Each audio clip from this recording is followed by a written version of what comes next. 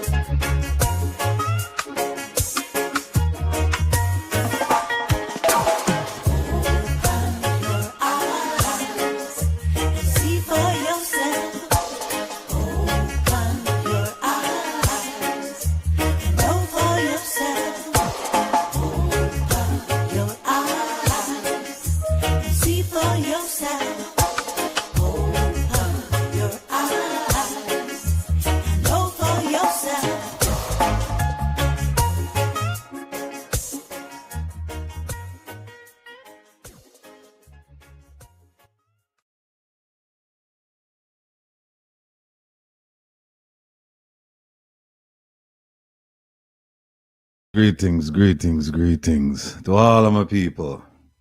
Can you hear me? Can you hear me? Can you hear me? Can you hear me? Can you hear me? Can you hear me?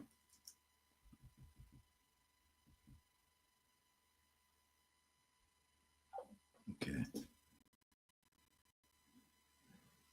Oh, all right. All right, say yes. Good, good, good. All right. Look. Welcome, welcome, welcome, welcome. It's a pleasure to be here. I'm telling you, boy, I'm busy like a bee, but while, as I say, my phrase, wild horses could not have kept me away. And that we have to say right now, you know, wild horses, nothing could have stopped me from coming on tonight. Although, you know, the thought kind of crossed my mind today, say, boy, maybe I should take a little break because I have so many things doing, but to take a break from my people, to get a chance to reason or come reason, no, couldn't make the opportunity to pass me. So I am here and I'm very, very grateful that you are too. I could start big up the people. Patel, good to see you, sir. Good evening. Elaine, you have the power to make today. Yeah, Elaine, big up yourself, big up yourself. Merlin, yes, Simeon, them, yeah, baby. Oh, Mr. Lapscoochie in the house, ladies and gentlemen. Jeffrey Warrell as opposed to Mr. Jeffrey Tavares. Big up yourself. Miss B. Yes, Miss B. Don Mel, blessed evening. JP, blessings. Dorrit, I bless up Elaine, man. Donna, I bless up you, OT. Eco, yes, greetings. Joe Blogs, man. Big up yourself, Joe Blogs. Mega what? Mega what? East New York, East Flatbush, New Lots, Brownsville. The whole place safe because Mega is here. Lyris, big up yourself. Happy Wednesday. Kenneth Campbell, greetings. Claudia said, I big up Elaine T, man. That's it. I'm gonna say, you have a barbecue on the April 25th. If you give you the address, man, so we can promote the thing, you know.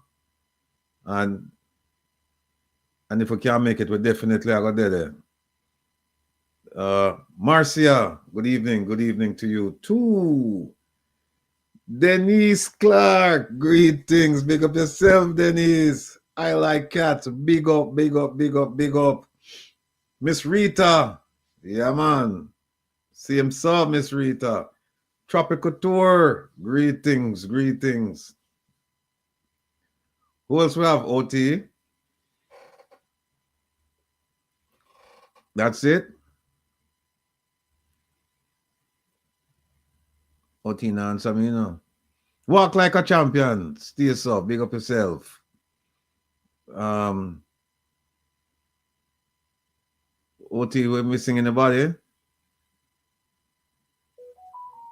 Oh, that's it for now. Okay. RJ, big up yourself. Yeah. Plain truth. Greetings, greetings, greetings. Yes, my people. Where we start now? Erica. Hey, Erica, how you doing? Good night, good night, good night. I don't know if to start because there's so much to talk about. But we have a little housekeeping rule tonight. We're going to have a hard stop at 10:30 because we have a lot of things I'm have to go really deal with. We have up against some time sensitive issues, so we have to deal with Annie Jones. Greetings. We have to deal with them. Janet Monday. Good night to you. So we're going to have a hard stop tonight at 10:30, and we're going to open up the phone lines.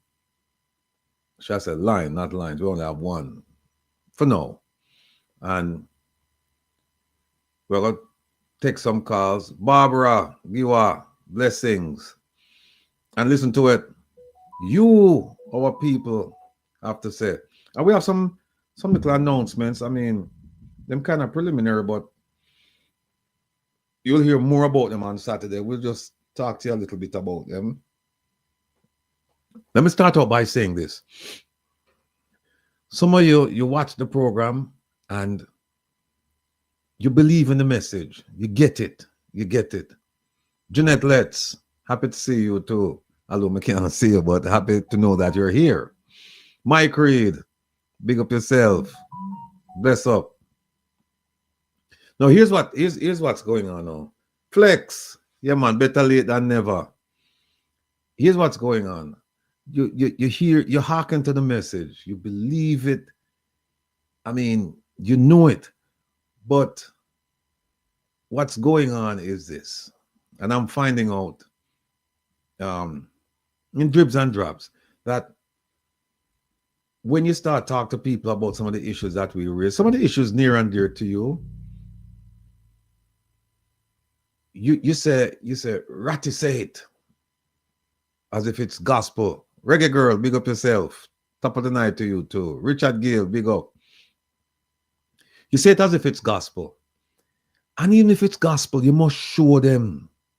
You must show them, because some of you've gone out and you've said to people, yeah man, on any particular point we have discussed, you've said, yes, Rattigan said, and so it's true. But what I want you to do is, I want you to point them, give them chapter and verse, because when you tell them that, sometimes them get other people come with a different viewpoint, and because you don't have your references, it poses a little bit of a problem. So I'm asking you that whenever we put something up on the screen, that's why we plead with you on a Saturday to come with your pen, pencil, paper, and we'll ask you if you have the time and there's a particular segment in the show that you like, you can watch it more than once, so that somebody so that it's retained, so that it's retained. It's retained, because we don't want you going out there and just say Rattigan said. Of course, I said it, but I want you to go there and then you can argue for yourself. You can say, no, see it right here, chapter and verse in black and white. I make them tell us that is not what it means, but they can't tell you that it wasn't written. That is what we need, So please, when you come on, particularly on a Saturday, and we put them up, not just for me, because it really helped me, They keep me on point, but they're also there for you so that you can use them as references.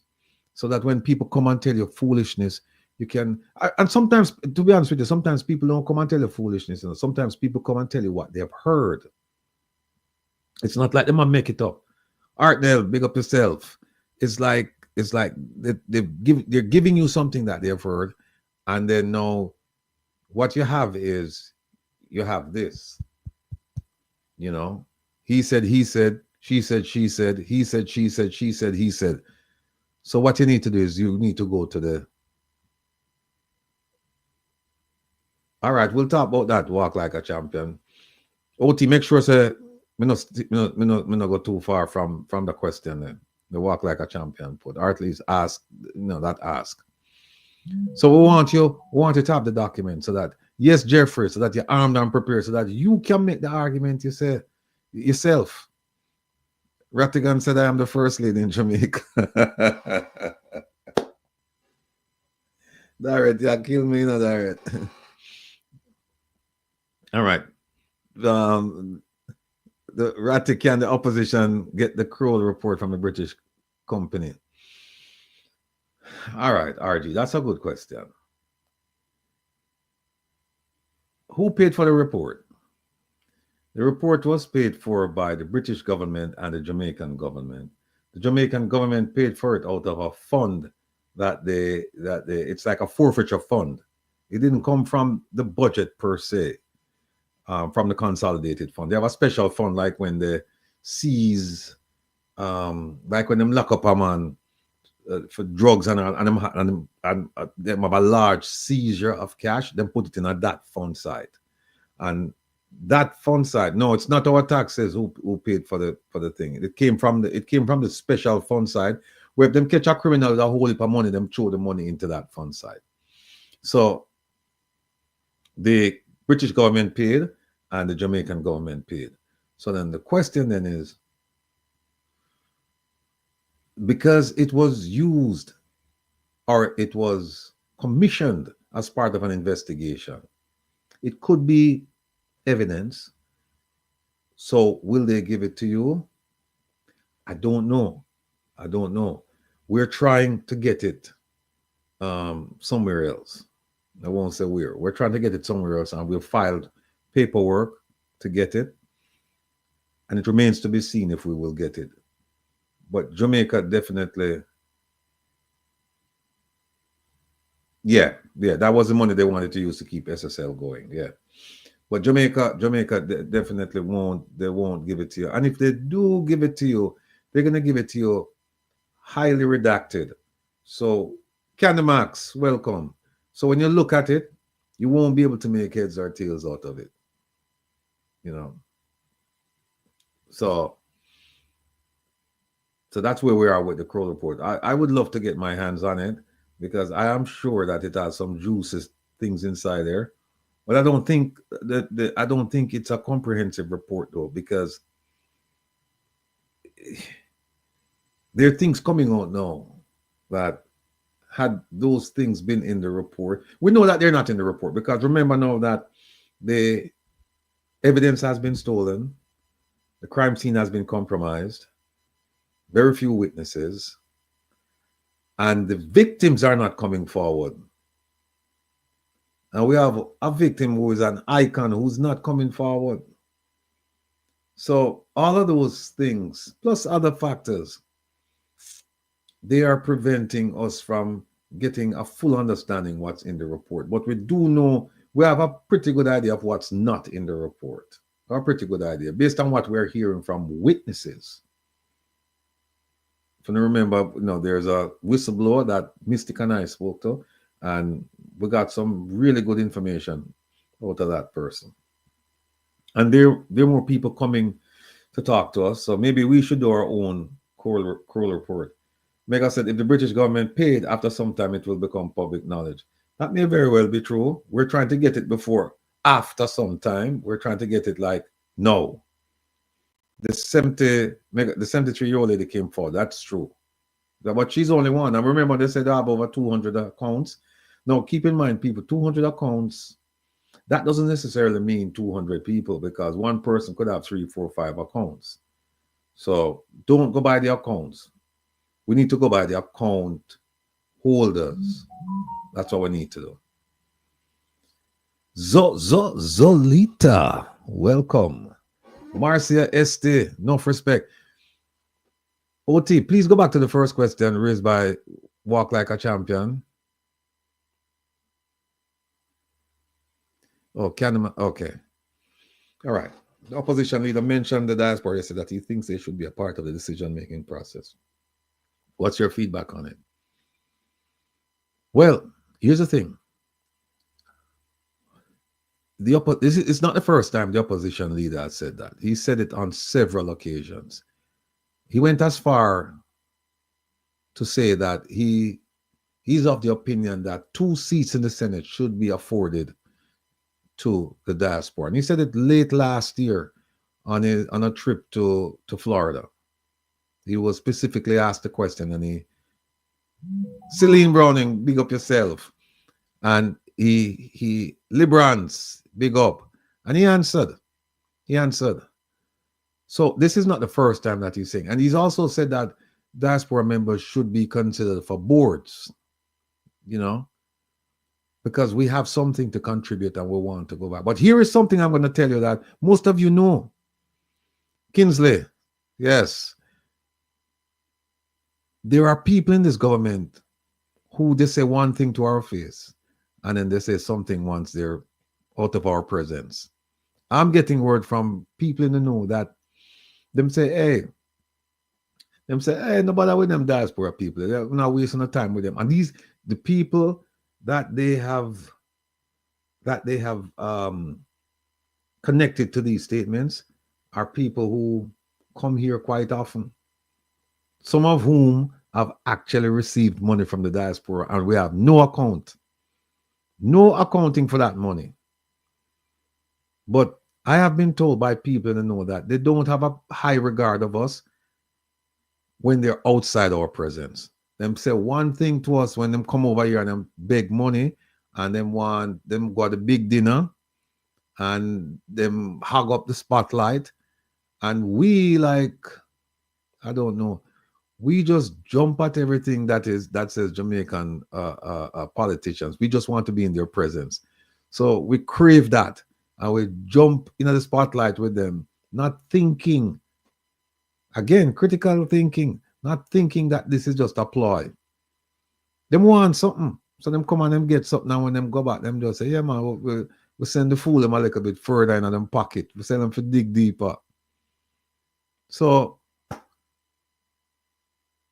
he thinks that we should be a part of the decision-making process. I agree. But I tell you what, OT, you said seeing is believing, diaspora want it on paper. We want somebody to sit down in the seat, because them can't put anything on paper and don't do it. And we know that. It's just this week, the gender thing, I raise it with them, and they haven't done anything with it, even though every ministry, every department, every agency is supposed to implement that initiative. And they haven't done it. Pamela, good night. They just put Semanesh, hello. Them just put yes, Paulette, Punansi, like the last name there, like the first name too. Be careful. Bloomy Coleman. Oh, Bloomy Coleman. Respect. So you have to just be careful with them. So with the opposition leader saying that, it's comforting. I believe him when he says that he wants us to be a part of the decision-making process, but it remains to be seen.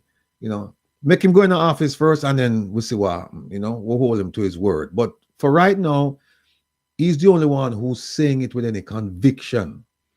The others, them use, as we would say, precatory language, language we're not so sure, it's just flim-flam language. Them use them kind of language and kind of shroud the whole thing, and you walk away thinking maybe they agree, maybe they were willing to do it, maybe they're not. We're not sure. Patrick, big up yourself, big up yourself. People say Patrick Maitland on the chat, you know. I don't take opposition serious. He may just me talk. I don't take opposition. I agree with that. Politicians always take us for granted. I don't take well, you say politicians. So politicians, you know, Patrick, you're talking about opposition and government. And you say you don't take opposition serious. Do you take the government serious? Because you are admitting that, you know, you've made the statement that they take us for granted, but that you just don't trust. You don't think the opposition serious. Well, do you think that the government is serious about the diaspora? I know that you have your personal relationships with certain people in the government, and that's fine. But then when you expand that and say, okay, let's look at the relationship in a comprehensive way. It's not just about Patrick, it's about the Jamaican diaspora. So I would hope that you would leverage that relationship for the benefit of all of us here in the diaspora. We know you're not going to do it still, because we know you're not going to invite me, but there are other people you can invite. LeBron said this government only want people that they can spin around. Only want people who will be that they can spin around. LeBrons, I can't argue with you. Can't argue with you. Reggae girl, I hope the opposition walk the walk and don't just talk the talk. Hope so too. Hope so too. But going back to LeBron's point, it's a good point. It's a good point that we can't argue with, because we see evidence of it all the time. We see evidence of it all the time. One Indian, stay so. Big up yourself. Big up yourself. Art Nelson, I agree to give him the chance and see. Yeah. You know, like I tell people, I don't care who you vote for, but vote the issue. Vote the issue. And what we have a record now that we have a record going back 9 years that we can look at. Let us keep reminding him whenever he's appointed to the position. Yes, indeed. Yes, indeed. Walk like a champion. Mr. My brethren, Jeffrey Tavares. Oh, look where I'm coming now. Banya. Jeffrey Tavares. Yeah, something else. You know. Carl Allen. Good night. Okay. Yes, Elian. Yes, Elian. Indeed. I think Mark knows that the social media space will be watching like hawks. Yeah, Candy Max, because I'm telling you, when they get into power, I'm talking about the PNP, I am going to apply the same standards that I'm using now to hold the JLP accountable. I am. Because I am for the people. I am for the people. The political parties, they're like an afterthought. They're there to do the bidding of the people. But over the years, we have come to realize that they're doing the bidding of themselves, their family members, their friends, and whoever them like. They're not there to do the will of the people. And we are going to we're going to try to set off a sea wave change, how people think about politics and politicians in Jamaica, because we want them to see those issues through the lens of civics. What does it mean to be a Jamaican? Ask if you ask the ordinary person in the street that, you know, what does it mean to be a Jamaican with respect to civics? They can't answer you. Jeffrey, no, I'm not taking no vitamin, man. Peter Baker, big up yourself. But Vincent, yeah, Vincent. Yeah, Vincent. Anybody call me Junior know me a long time. Yeah. Delroy Garden. What happened to Prezi? Yeah, hey, Prezi was supposed to be here last week, Saturday. I'm going to ring him on and bring him on this Saturday. Prezi is extremely busy. He's involved in a lot of projects right now, just like Isat. But rest assured, I talk to them during the week. I talk to them. Somebody said, Bloomy Coleman, let's be realistic here. This government is the worst we have seen. Bloomy, not going to argue with you either. Not going to argue with you. I mean, the facts are there. Can't argue with the facts, Bloomy. You know? as far back as I can remember, this is the worst government I've seen, or the worst set of people running the government. Worst, you know, and that's why we're asking people to think. Oh, Bonnie. Oh yeah, Ratted, Bugs Bunny, Vincent. Forget I saw your name, no brother. People say Vincent, I'm used to when we never have nowhere for living, them take me in, Him and Miss Tammy, him stepmother and him father, Mr. Gunkley. I hope Raleigh I watch. Yeah, Bunny, big up yourself. Me know you there yard now. Me and you for link, Me and you for link. Yeah, me get a text message the other day, but me just so busy. Link me tomorrow. Send me a message tomorrow, Bunny. All right. David Ford. Constantine. Good night. What's that? King Tillich Anderson. Yes, big up yourself. RCS Blue. Big up. Yeah, man. So the speech that was given, I didn't listen to the speech, but I am going through the speech right now. I'm reading it. Somebody sent me. Big up to the person, my brother who sent it to me. I'm reading the speech and I'm going through it with a fine-tooth comb. And then I'm going to compare it to previous manifestos of the PNP, and then I'm going to compare it to manifestos put forward by the JLP. I'm just curious, though, to see what the JLP going to put out in terms of manifesto, because it's all failure. So I don't know what I'm going to put up. But they're going to put up something, and they're going to shine it up. But we know if we take the shine off of them thing there. We know if we take it. Candy Max. Put up Candy Max there. Son of Love. Big up yourself. Ubuntu. We need a new breed of politician like Mr. Damian Crawford or Mr. Isat Buchanan for Prime Minister of Jamaica. I like those two people you mentioned. I really do. We're starting an initiative around here, and Damian came to mind. Isaac came to mind too, but Damian jumped out immediately. We're going to talk about that later. Go back to the comment before Ubuntu, please. I read a comment a couple of them that said that Mark doesn't send Andrew to prison or do his best to try. He'll go down as the worst. What are your thoughts on that? Look, I would have said to Mr. Golding, don't waste your time trying to put this gentleman in prison. You're going to have a lot of things ahead of you. Delegate that. You don't try to do that yourself. Delegate it. Because you didn't, I haven't heard you say it, and I don't think you're running on a platform to put the prime minister in prison. If he has to go to prison, let somebody else take up that position. You can delegate that. If you want to delegate it to me, I'm fine with it. I'm up to the task. But you yourself, as a leader, don't get into that mode where you start going after people as soon as you get in. You're supposed to go after the problems. And you'll be fine. Trust me. Leave the prime minister to people like he'll be an ex-prime minister, former prime minister. Leave him to people like Patrick said, this is not a PNP program, which is true. I would appreciate it if you could provide a more balanced perspective. Patrick, pick a topic and then we can talk about it in a balanced way. Yeah, but as I was saying, I wouldn't tell Mr. Golding to go after the prime minister. I'd tell him go after the problems. Fix the problems, and because I'm telling you, he's going to have a lot of problems. And I'm saying this based on the polls. Should they win, based on the polls, he's going to have a lot of problems. To deal with. And I don't know if the people are going to give him a long honeymoon period, because the people are so frustrated and fed up that they're looking for instant results right now.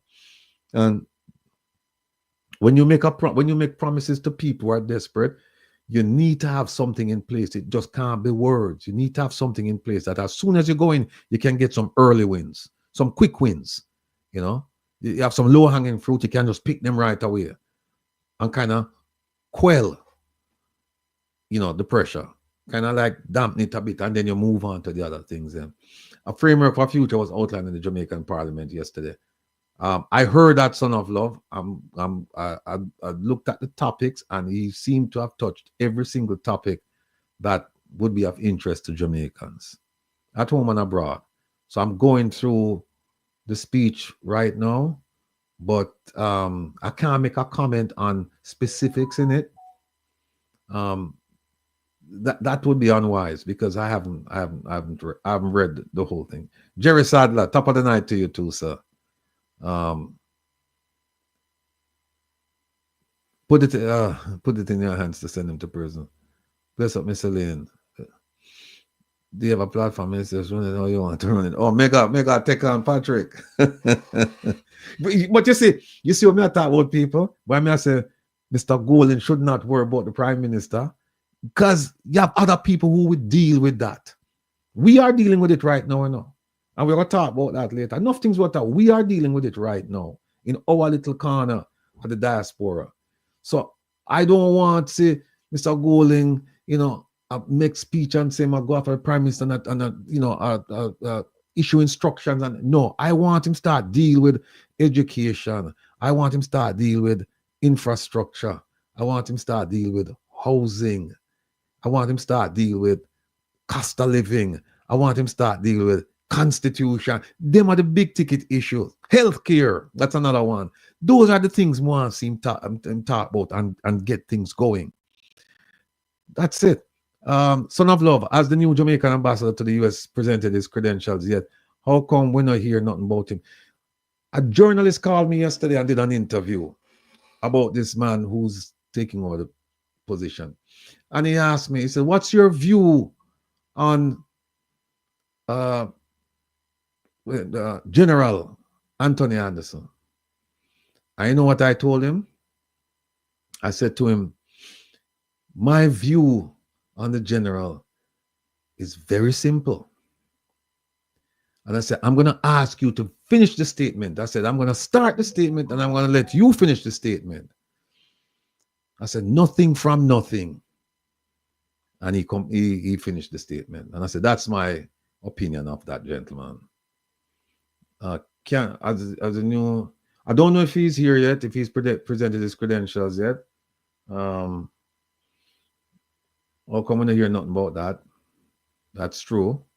We'll soon, in the fullness of time, we will. And look how foolish it is. Then bring him now. So them spend money to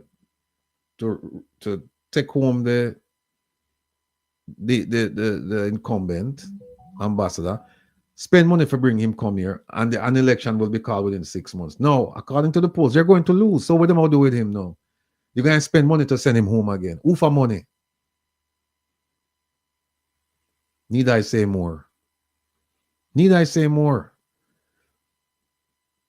RCS Blue, big up yourself. Number one should be educating the people. Yeah, and that's what we're trying to do.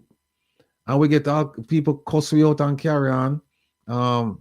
Them cuss we and carry on because the Jamaicans know it will not be easy on the new administration. Yeah, cuss we and carry on because everything starts here. Starts here. If you're not thinking, then your action will be wayward. You need to be focused. You need to be channeled. That's the only way you're going to get, the results, desired results. If you're all over the place because somebody says, when people talk to you, and take a moment and just breathe it in. Just go and make it just percolate in your system. And then you analyze it before you say anything. Because in a lot of instances, a knee-jerk reaction is going to be the wrong reaction. It's going to be. What are the qualifications necessary for an ambassador? Well, an ambassador has to, first thing, you have to have a usable brain. Some of we have brain and we not use it. You have to have a usable brain. You have to be a thinker. And along with that, you have to have interpersonal skills. You cannot be as cold as ice and expect that people are going to warm up to you. And also it works in the diplomatic world. You have to, people gravitate to those who are warm, who have that outreach ability, and at the same time they're thinkers, so that they can sit down and talk about issues.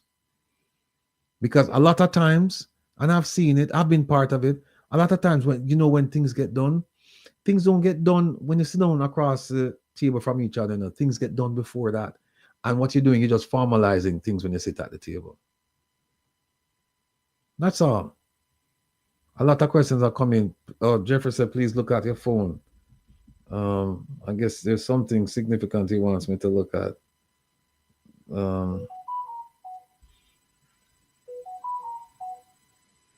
Yeah, we saw this, Jeffrey. Yeah, we saw the media release. Poorly written, by the way. Poorly written. It doesn't do him any justice. If I were looking at this as host country government, meaning State Department here, and knowing what I know about him, and then seeing this on paper, I'm not so sure if I'd be happy or I'd be sad. Happy in the sense that I feel like I'm dealing with somebody who doesn't understand what's going on, and so I can run circles around him. Or sad because it's going to be hard to get anything done with this gentleman, because he doesn't know what's going on. He has no clue. Yeah, Joe Money, you're absolutely correct. He can always say, I'm not wearing my ambassador hat. Remember he said that when they asked him the question, what can the diaspora and Jamaicans at home do to help fight crime? And he said, well, I'm not here wearing my police commissioner hat. Joke. So, son of blood. What's your view on Jamaica having an embassy in Burkina Faso?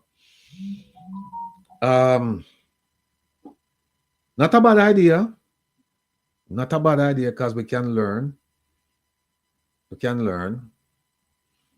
And in fact, we don't have to have an embassy in Burkina Faso, because we have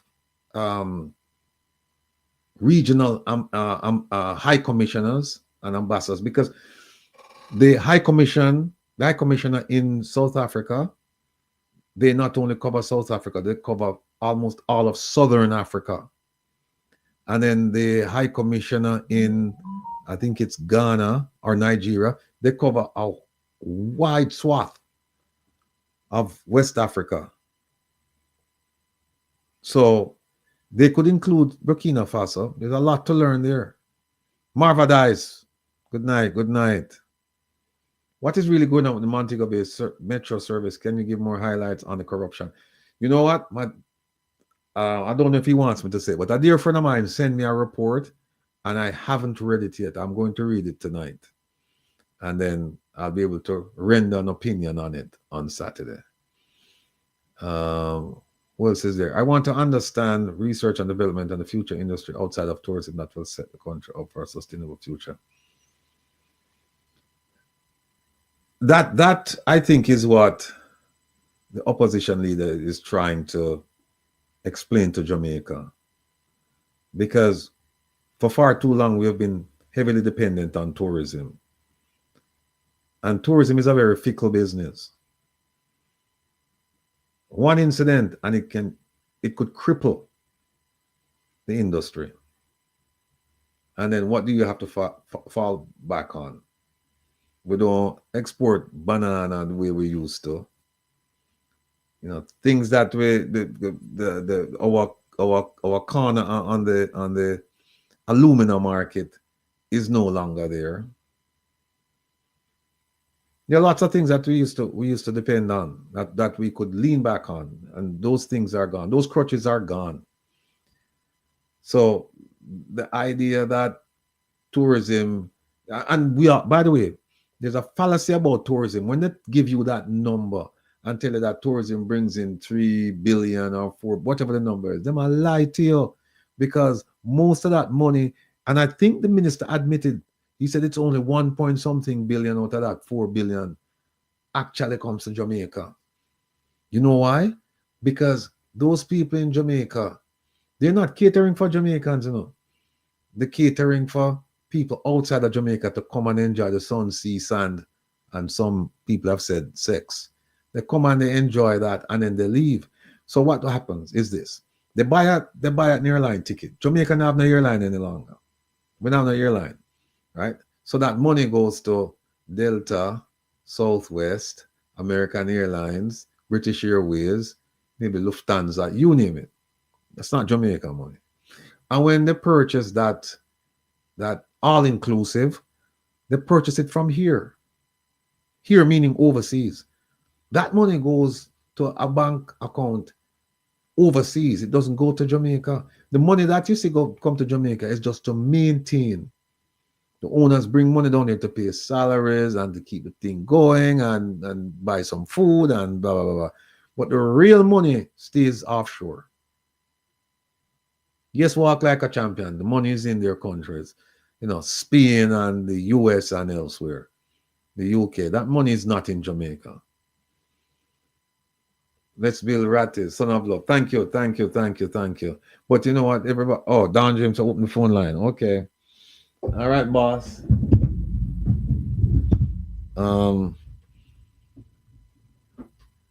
What you can move it now, you know?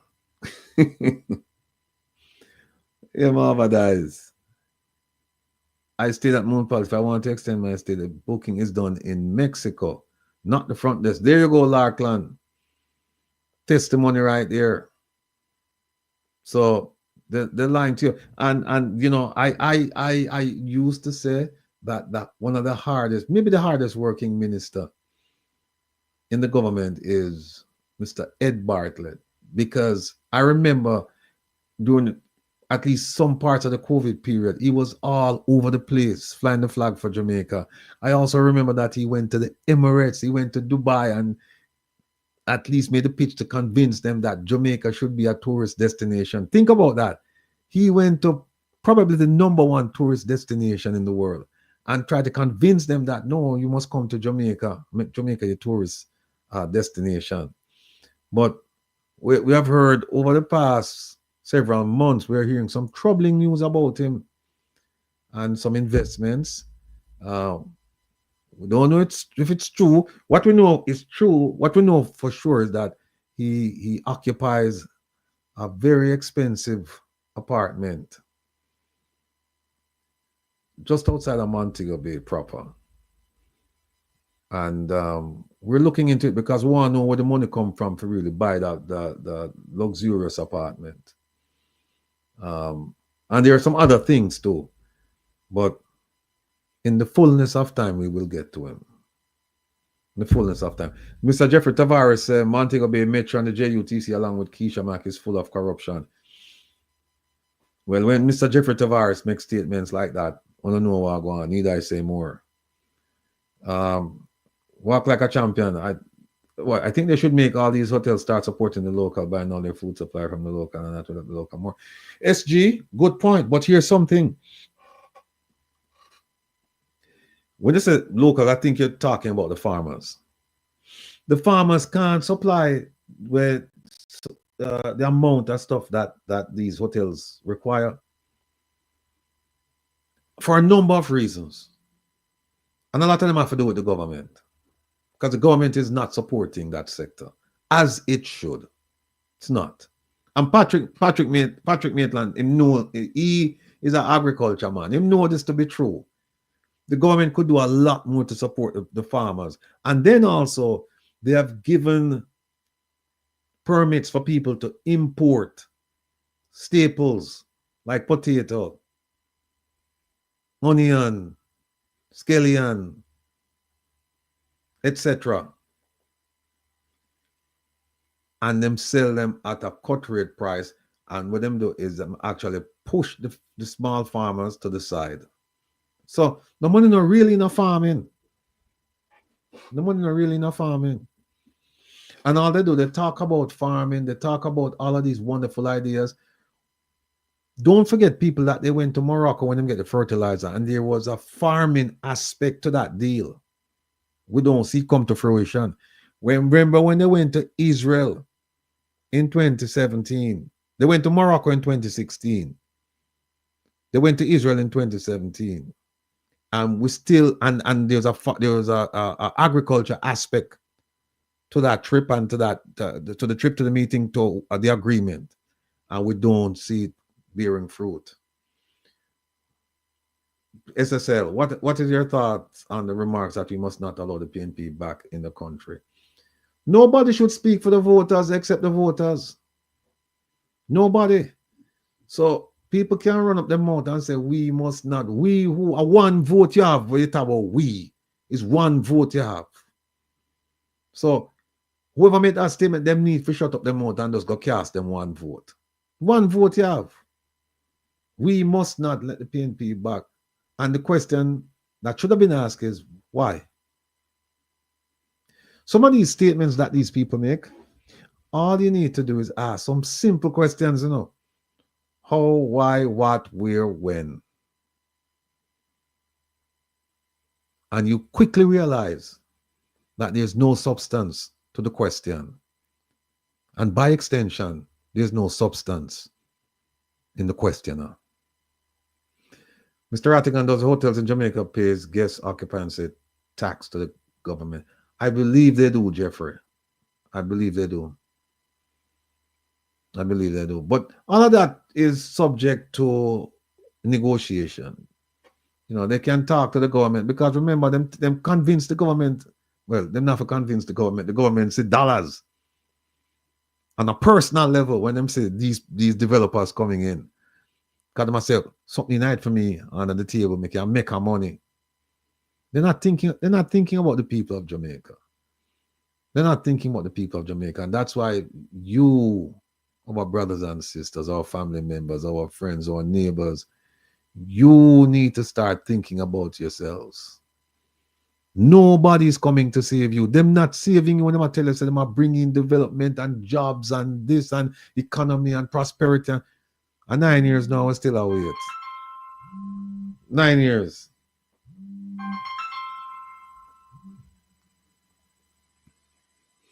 When the PM makes such a statement, will he use state resources to stay in power? Put yourself in his place, Larkland. You are a colossal failure. The polls are trending against you.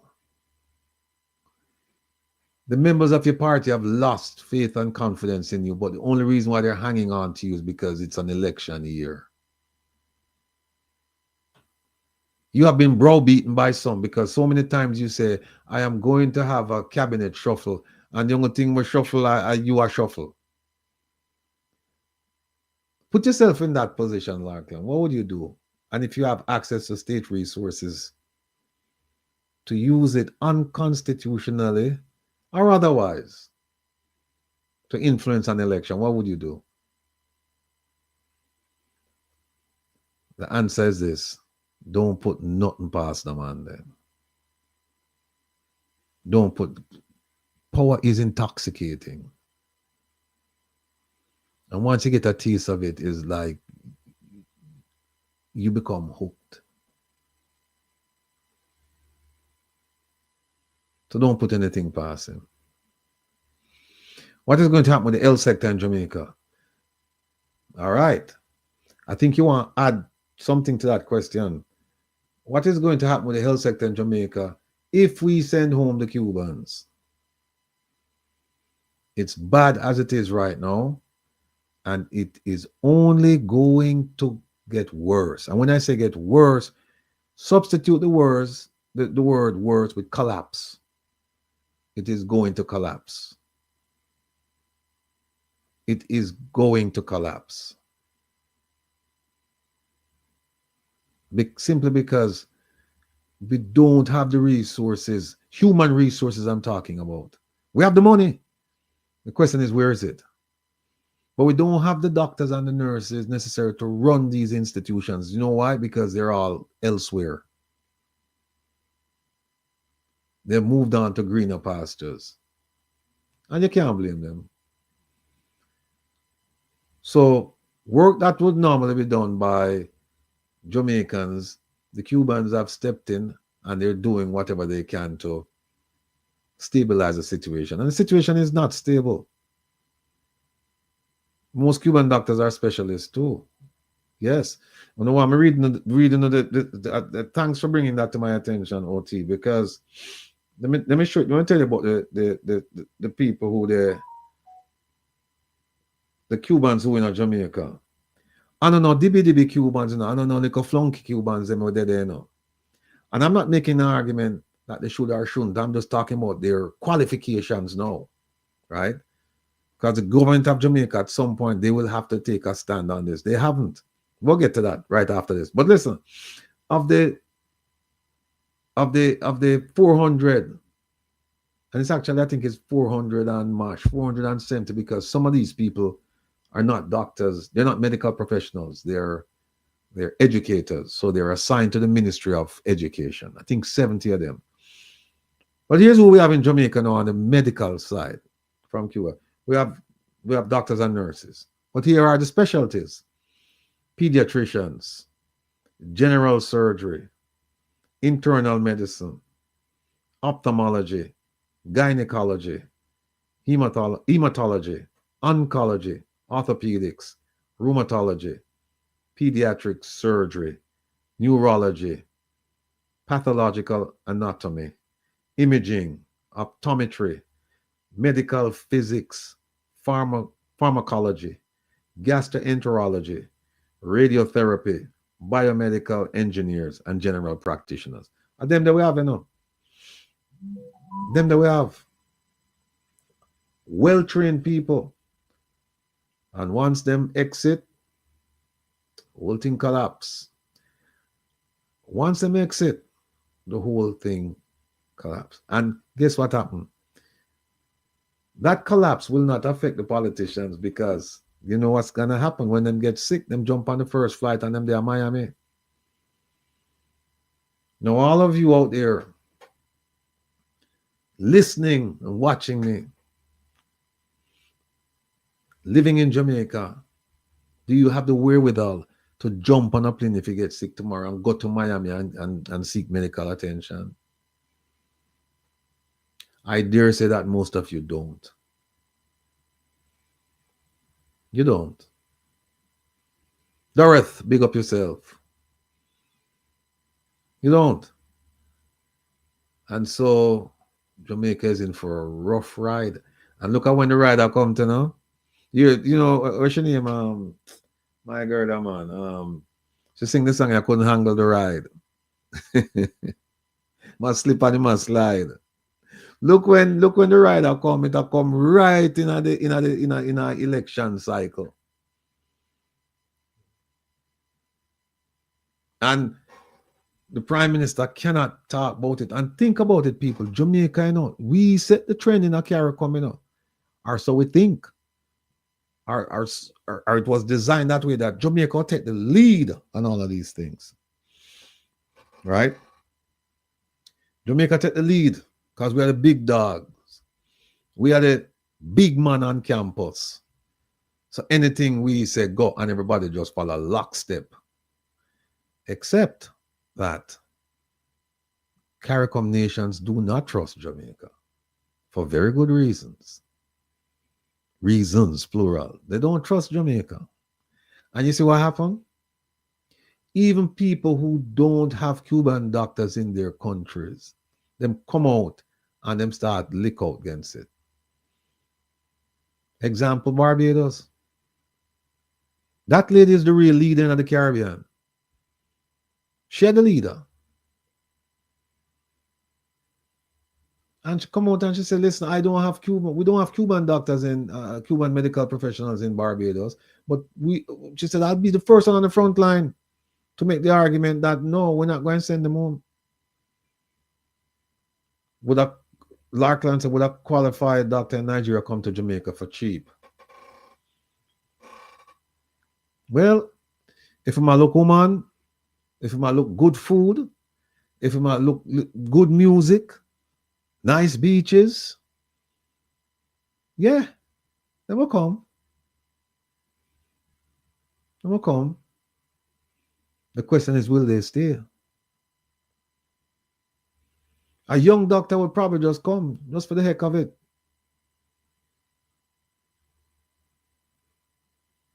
But They must sell out Jamaican. Yeah, Tanya Stevens. Go back, please, OT. Oh, Solita, Tanya Stevens, right? Yeah. Yeah, them couldn't angle the ride. Right? True. Move forward for me, please, OT.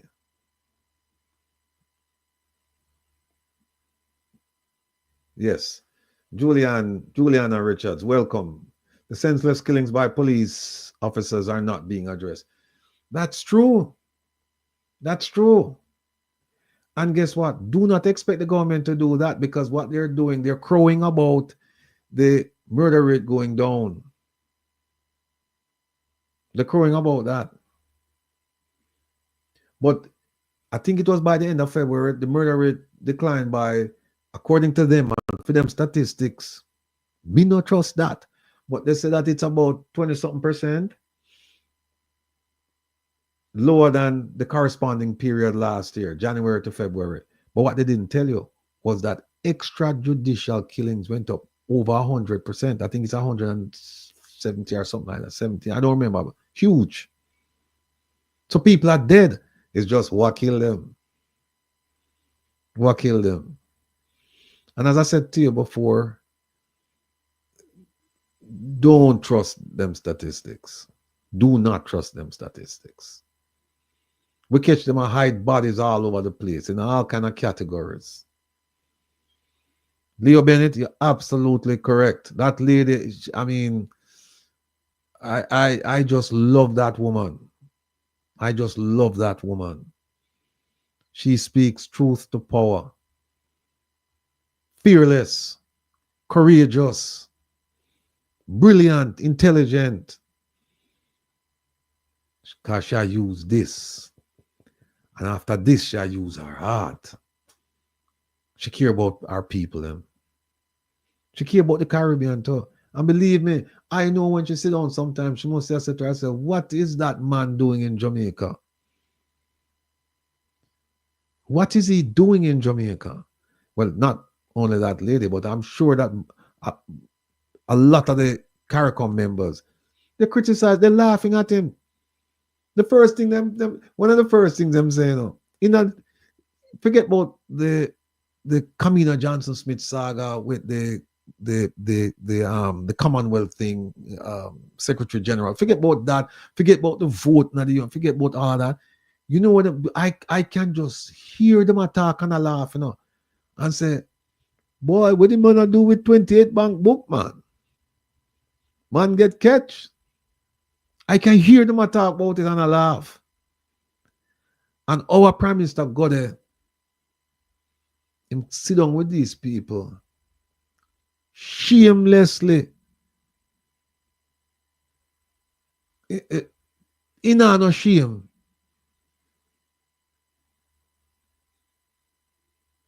Him not have no shame. Him go there not a skin and a grin with them.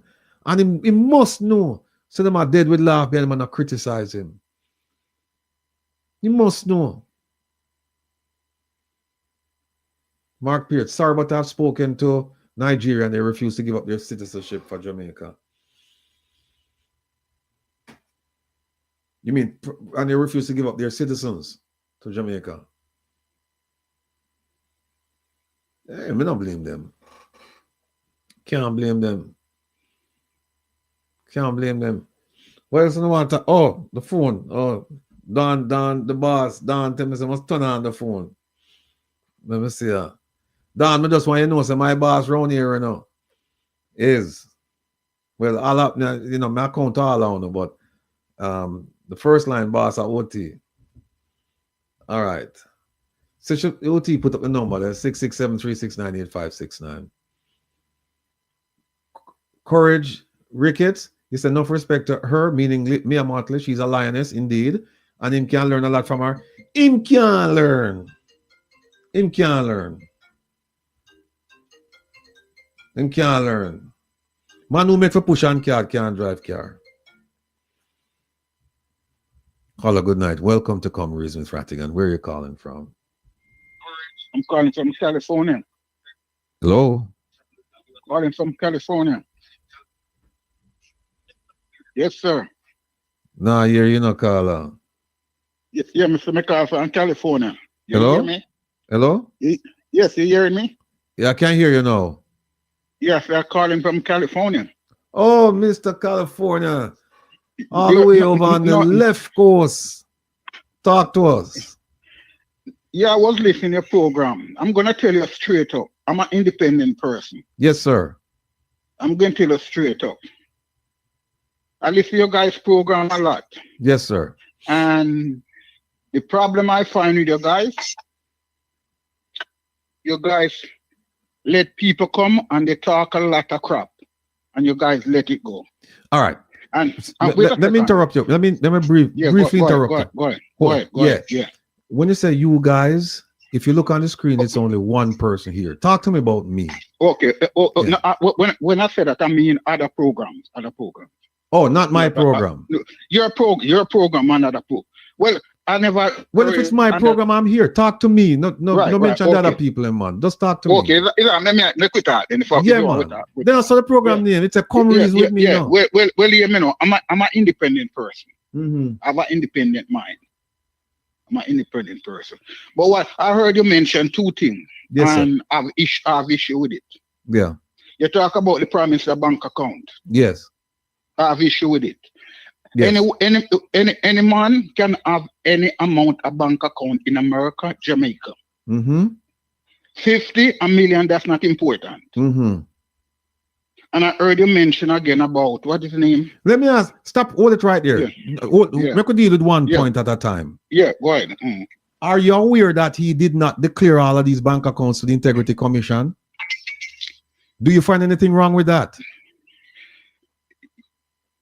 And regardless who you may be,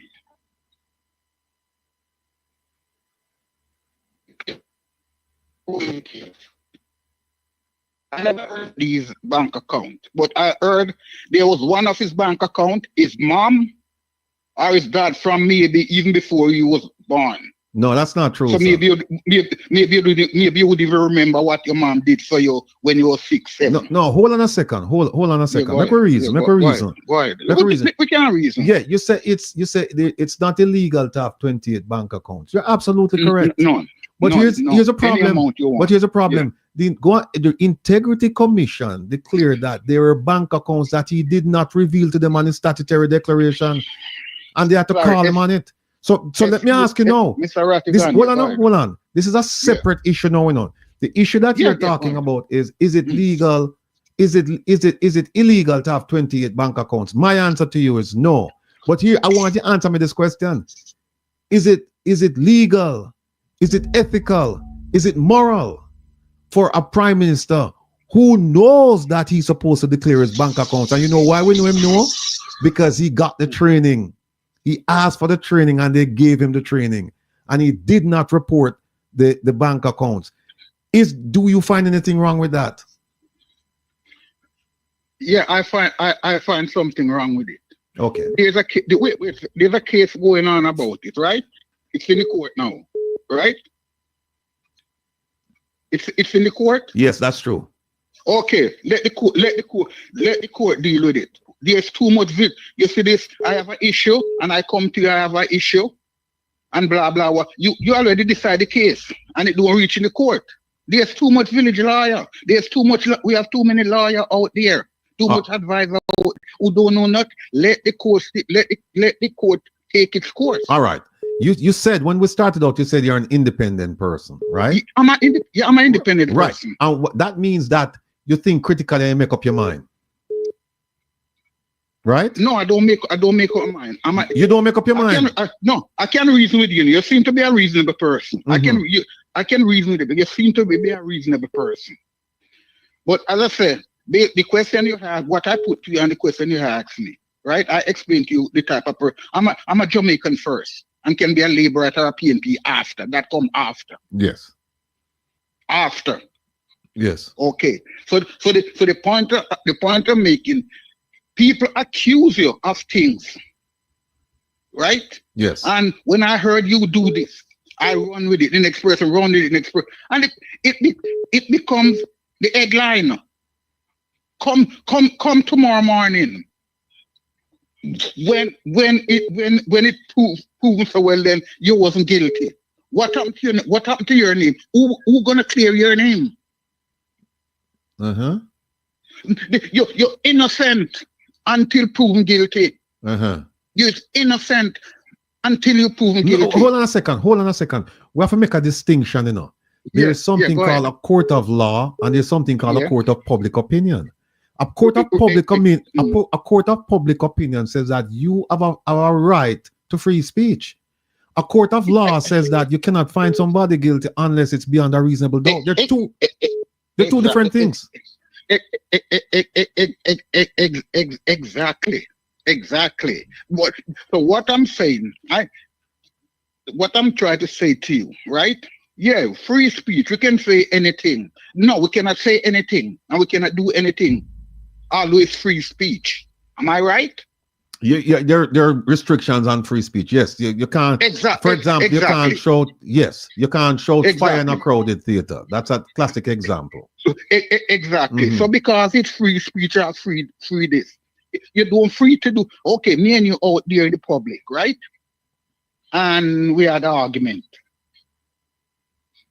I have certain distance that you're not supposed to invade. You have certain distance I'm not supposed to invade.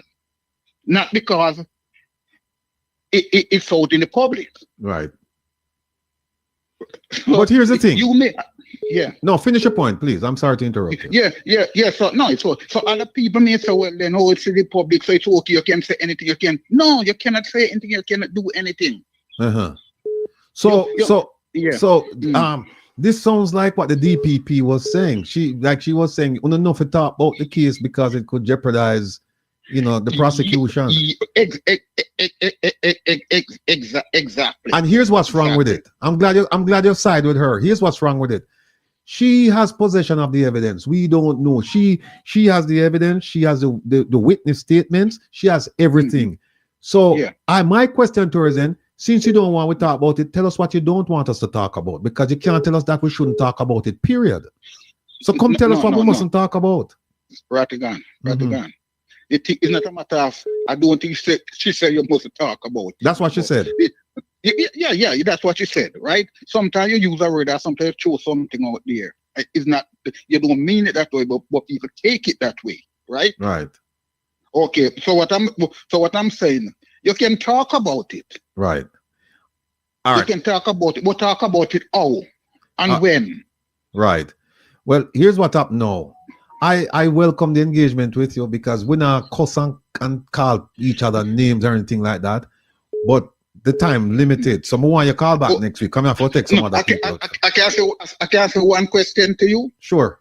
Before just again take a second. One. There was, what is his name? Tavares, that's his name. Mm-hmm. And you have this other gentleman. He was an ex-officer, right? Yes. And there was some issue going around, right? Yes. And name calling and stuff like that. Yes. Right? Okay.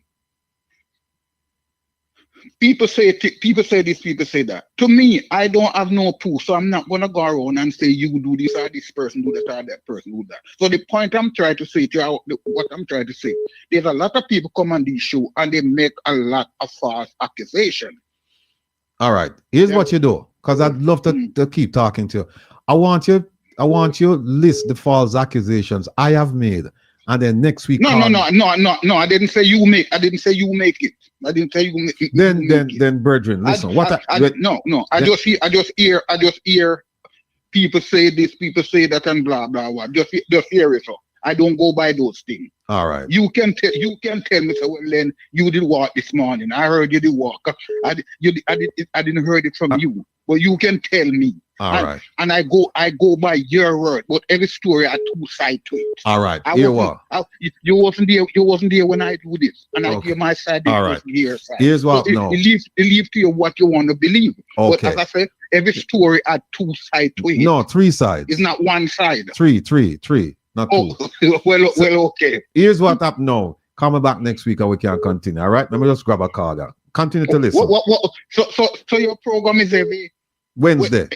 Every Wednesday. Eh? Every Wednesday and Wednesday. Saturday. This time. Okay, Yeah. okay. All right, my Yeah, brother. man, no problem. Take- As I say, I respect you because you don't you listen. You listen. All right. And you And do, you that's do the same important thing thing in too. life. All right. Take care of Thanks, yourself. man. Respect. All Thanks, right. Bye respect. bye. Caller, good night. Welcome to Comories, Miss Rattigan. Where are you calling from? Hey, Mr. Ratty, blessing out in Canada. Yes, sir. I hope the man doing good. So, I'm kind of listening to your previous caller, and I don't know where he's coming from or where he's living, if he's under a rock. But if never Prime Minister, I should be able to question him about his integrity, his income, and his asset. Right. I don't think we should willingly leave it because he's saying it in the court, so we don't have to talk about it.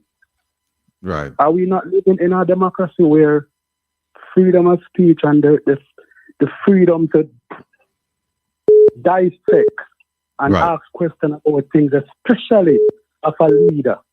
That's important. Right. And what he wants us to do is to willingly just sit down and don't talk about things. Brother, you see that man you just come in say he's an independent, I can tell you, he's not an independent.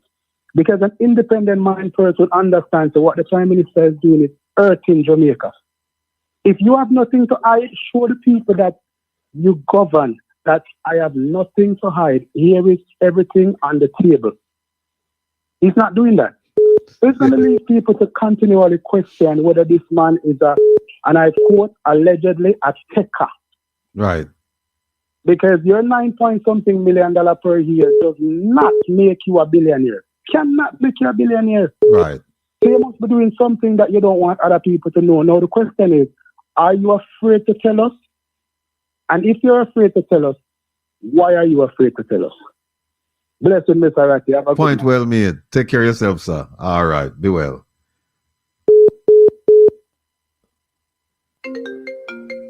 Caller, good night. Welcome to Comories, Miss Rattigan. Where are you calling from?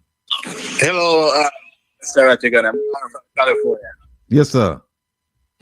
Yes. Hold on. Let me get some feedback here. I got my headphone. Yeah, turn on your device. And I hate to do this to you, but can we just get to the point because we're running out of time? And I know Yes, you have something yeah. important you have to say. So go ahead with it, please. Yeah, I'm going to get to the point. There's recent precedents, especially according to what the gentleman just said about talking about the case. Mm-hmm. In the Vibes Cartel case, Yes. on that specific issue, the judge didn't make a ruling that being that Vibes Cartel was a public figure and the issues being widely discussed in the public, that wouldn't affect the case. So they kind of give the thumbs down on that one. Right. So I would say he's not correct. No, Public. is not correct. It's not correct in the sense that, and I try to make the distinction for him that you have something called the court of public opinion, and people can render an opinion about a case that's before the court, as long as they're not a participant. You know, like the lawyers can't come out in the public and talk about it, but the ordinary man in the street can reflect, you know, and state an opinion. There's nothing wrong with that. Absolutely. Yeah. Another thing too, yes, it's not wrong to have that many bank accounts, but it's certainly abnormal, right? Yes. I run two businesses and I don't have that many. Well, And I'm here looking at my QuickBooks here, and for the year I have 1,500 plus transactions. So ask Andre Holness how many transactions he has in his 5 or however many companies. Well, look, when you're leader of a country, your actions must be above and beyond reproach. So it's not enough to say that what I've done is not illegal. You also have to think about the moral and ethical sides of things. For example, Yes. how can you say to people, your citizens, right? You know, people that you're leading and you're in charge of, you're shepherding this country, and you tell people you're supposed to pay your taxes, but then you go overseas and you establish a company, and God knows where that money come from to establish that company, and you claim that it's an estate planning device. And Yes. you have it over there, and the people say, and you say, oh, it's to avoid paying taxes. That's what part of it. And you say, how can you have a tax avoidance structure when you are asking people in Jamaica to pay their fair share? That morally, that's bankrupt. You can't come with that argument, but he has. So that's where we are. But and also the charity issue. I mean, he's been caught red-handed with taking money out of the charity. Look, there's so many things about that report and the things that people say allegedly he has done. That I'm just curious to see what the court is going to say. But, his actions are defenseless, and people should just stop it. Just let it go. But anyway, thanks for that's calling. My contribution. Thanks for calling. Let me run and jump on another call. All right, take care of yourself. All right, be well. Caller, good night. Welcome to Comrades, Miss Rattigan. Where are you calling from? Caller. Hello. Yes. Hello. Yes, caller. Caller, go ahead. Yes. Good night, Mr. Rattigan. Good night, sir. I'm calling from California. California, being on the place tonight. Go ahead, talk to me. Yes, sir. What's going on? I'm telling you, there is nothing Andrew Wellness can come with again. There's nothing Andrew Wellness can come to counteract Mark Golding's presentation. You understand me? In the parliament. Him done. If you look at his body language, and his demeanor during Mark Golding's speech, you can see that him is a wounded animal. Well, let me ask you this. You think Mark Golding done him or him just done? And no, man, Mark Golding done him. Okay, so you know we fear. You understand? Because we fear him speech then. No, I want to hear why him come, because if him have a counteraction, because him know saying lie, you know. So him fabricate something and come. Yeah, but the fabrication business kind of play out. But the fabrication business is not gonna work, Mr. Rattigan, and I will tell you why. They have been saying, Mr. Rattigan, that they are not hearing what the PNP is gonna do for Jamaica if they form the government. Okay. No, you don't want to hear more than what Julian Robinson and Mr. Golding presented in a few days in the parliament. Right. It's a wrap. Okay. It's a total wrap, Ratty. Well, yeah. Even though we are saying it's a wrap, I still want to hear what him have to say. No, well, you don't want to hear what him have to say. Yeah. You understand? Because hold on and all, Ratty. Sure. Let me say something to you. Sure, go ahead. And this is very important. You cannot be running out in an election, right, with peer PR. It's peer PR. Right. It's peer PR. Nothing is credible, because it come and tell me, you know, say I go build hospital in a Spanish town. I don't see no ground break for that. In fact, he went one further, and him say, remember him saying, no, them all broke ground, and him say, him will put police out there so that no Dan can come on the side. Exactly, that nobody can come to no extortion. I remember that. There you go. Clearly. Then now him run out with another one that he was gonna run a project from the Martabrea River in Chilani all the way to Negril, that water project. Has that come off the ground? No, it has not reared its ugly head. And we're not even hearing about the Montego Bay bypass. To me, it seemed like it stopped. Listen, we need you to at the program, man, because we're going to do a program where we're going to take we'll take all of the speeches, you know, the press conferences, the conference speeches, and the manifestos, and we are going to show what was promised and what has been delivered. Exactly. We're going to do that. I want to be on that program, Wilfred. Well, I want to be on that program. Well, me have your number. So, your number, yeah. So, me call. Yes, man. Yeah, man. Call me anytime.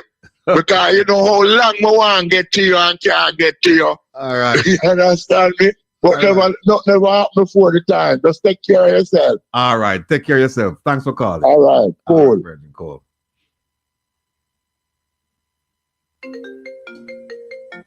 Caller, good night. Welcome to come reason with Rattigan. Where are you calling from?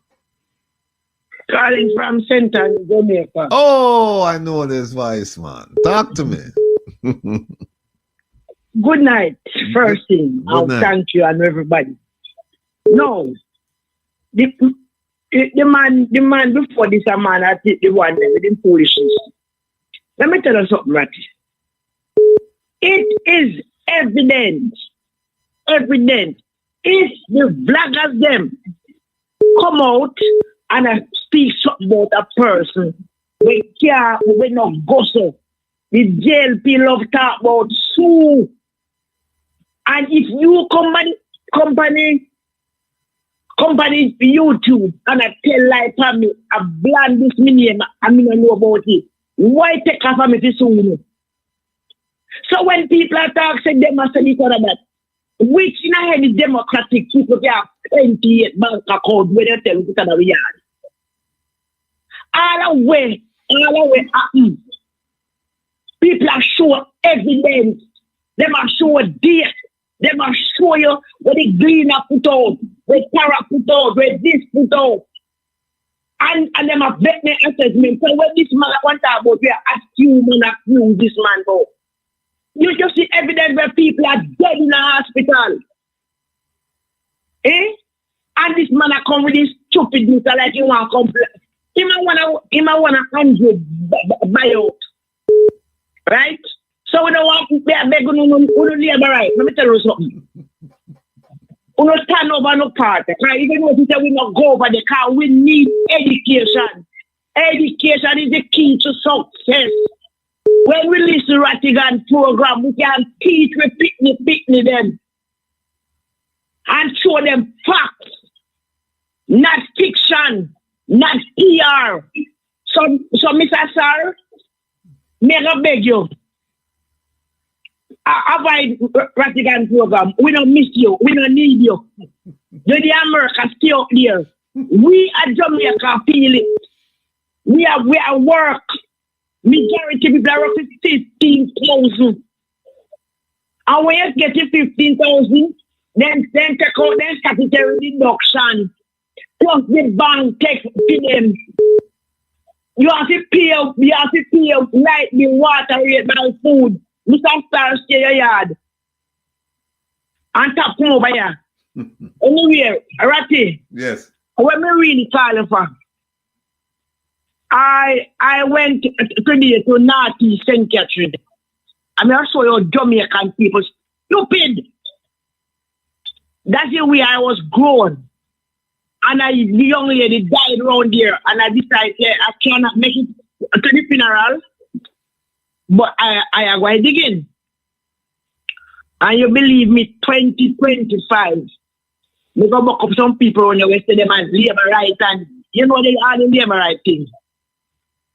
I see this little girl, this young lady, this young woman. When we are walking, go, you know, a bush, me beg one man chop piece of thick. So me I run joke with him and say, boy, no woman everywhere they go in the cold. Here where young woman tell me, say, I want outside pilot. Me mean drop buff. Ima go fix up. Me say, what you say? In a 2025? In a Northeast St. Catherine, and you just tell me about labor right? Come from your band, if your party at the year, your band, in a lecture, you feel like what they do there? That's because you don't have no ambition, you don't move from nowhere. Right, and these are the people out here. If you go a Northeast St. Catherine, you mash up. And the young party, about 39, 40, something, you old woman. I tell me, say, I tile it, I'm going to make drop book tile it. Wow. You see it? And yes, I'm moving on. The next thing. I need the diaspora people. When the PMP win, I want them to come back in and I don't mean to come and live, but start to do some investment. Like, let me propose what I want. I want to come together and have a line of hardware, a line of supermarket, a chain, I call it a chain. A chain of supermarket, a chain of hardware, right? A chain of pharmacy. I want them to come and get land and make hotel, make factory where you can produce and help the farmer them. So when we have a glut, you can do food storage. You can carry tomato paste and ketchup. So that we not here buy everything from foreign. I hear you say something. I was working at a hotel. And the hotel people them buy them things from foreign down to pepper. Down to tambourine come from foreign come here. Tambourine, me go on because of security, me have to go in there, go count off and check off. Me I tell you Ratty. Guava come from foreign that them buy and ship it down. So the farmer them now have no money to get. And then for the other side now, you have the people them where import things them from foreign and sell them cheap. So when you as a farmer go plant 1-2 years a carrot Ratty, it's hard to sell because you have to sell it. We pay back the price, the fertilizer, preparation, and man will help you and whatever. And then carry garbage from foreign countries for little and nothing. And then the people, then the consumer them don't have no money. So them are going to go the cheaper way. Right. And that's the reality, Mr. Ratty. Right. All right. Ms. P, yes. As always, thanks for the call. Thanks for the insight. Take care. Yes, I want to know about chain of supermarket and chain of hardware. Listen to the announcement we are going to make. Listen to the announcement. All right. All right, and take care. All right. Bye-bye. Caller, good night. Welcome to Comries, Ms. Rattigan. Where are you calling from? Good night, Mr. Rattigan. Good night. Good night. Good night. Okay. I want to just say two things to the caller who called first from California. Yes. One, I'm sorry. Why is he defending the indefensible? Number two, can he tell me who willed Jamaica to him and bro God? That's number two. Yes. The next question I wanted to ask from the beginning of the show, but I had to wait until the phone lines were up. Is there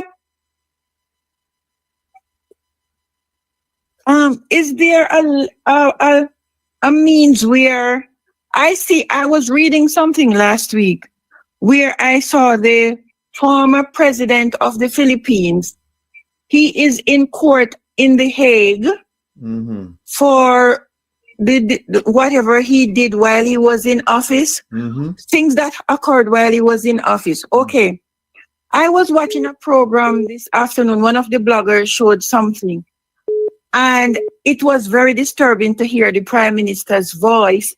And I saw him in person saying it. This is our Prime Minister now. He's saying, oh, if they won't comply, they will either go meet a judge or their maker. Is there any way that these two men, the Prime Minister and who is his, what's Mr. Chang's role again? Minister of can National we Security. send them to The Hague? Well, that's not it's not far-fetched, because there is evidence to show human rights violations in Jamaica. And there are international bodies that you can actually bring action against the Prime Minister too. So I get your point, and that's one of the things we are focused on here. We're looking at the Global Magnitsky Act to see how we can apply that to Jamaican officials for a number of violations, including kleptocracy and corruption. So I get your point, and we are trying our best to do that, because we realize that trying to get justice in Jamaica, that wheel turns rather slowly, and we're not sure it's going to turn in our direction anyway. So we're looking outside of Jamaica. because we Okay. believe that that's where pressure can be properly applied, not in Jamaica. I don't know if you saw what happened to this guy in St. Thomas, maybe recently, like weekend two, earlier this week. I don't remember when it occurred. They went and told his girlfriend to go because she might something. I mean, this is disturbing. And they locked up the guy. His mom got him bailed, and they went back. They went back and took him, told everybody to get out of the house, whoever was in there. And next thing you heard was gunshot. Oh my God, this is not fair. Right. Well, we need the people of Jamaica to collate these things, to record them, add them up, and so that we can have an accurate record of what's actually taking place, because we don't believe that we're getting the full story from the government. We believe that the extrajudicial killings have gone way out of hand now, especially this year, way out of hand. And another thing that is disturbing, in other countries, when somebody dies, whether it's by the hands of the police or by another citizen, the body remains there until the paramedics, the coroner or somebody comes. I saw a picture where the cops held this guy by his clothes, dragging him, and I know they were going. I didn't see that. I'm not going to lie on them, but I know how they handle these people. We are human beings. You can't just grab somebody, throw them into the back of a jeep. We're not animals. Yeah, I know. Well, stay tuned, because we're going to be discussing that, if not tonight, then definitely on Saturday. So, and we're going to need your help. We're going to need your assistance to help out in several ways so that we can hold governments accountable in Jamaica. Any government will hold them accountable, because at the end of the day, it's about people. I agree with you, because Jamaica was not willed to anybody. And I mean, you made that point. You said, you can't, the gentleman before can't, he's trying to defend the indefensible. And the second point you raised was who willed Jamaica to our prime minister that feel like him can do whatever he want. And the third point you raised was the extrajudicial killing. So I'm paying attention. So I just hope you are paying attention to it. It sounds like you are. So I'm looking forward to having you tune in on Saturday, and then we can talk some more. All right? Yeah, I will listen on Saturday. Okay. I was listening to Jeffrey this afternoon with that woman messing with you and Jeffrey on social media. And it wasn't nice. But I mean, they defend the indefensible because somebody did lobotomy on their brains and they can't think for themselves. And I'm gone. All right. Take care of yourself now. Be well. Bye-bye. Thank Caller, good night. Welcome to Come Reasons, Rattigan. Where are you calling? Good night. I'm calling from New York. Yes. How are you? What's going on? What's on your mind? I love to ask three questions. I love to ask the Prime Minister three questions to you. The first one is that you know that you're going to prison. Yes or no? Oh, you want role play? Yeah, I would just love you to answer for him.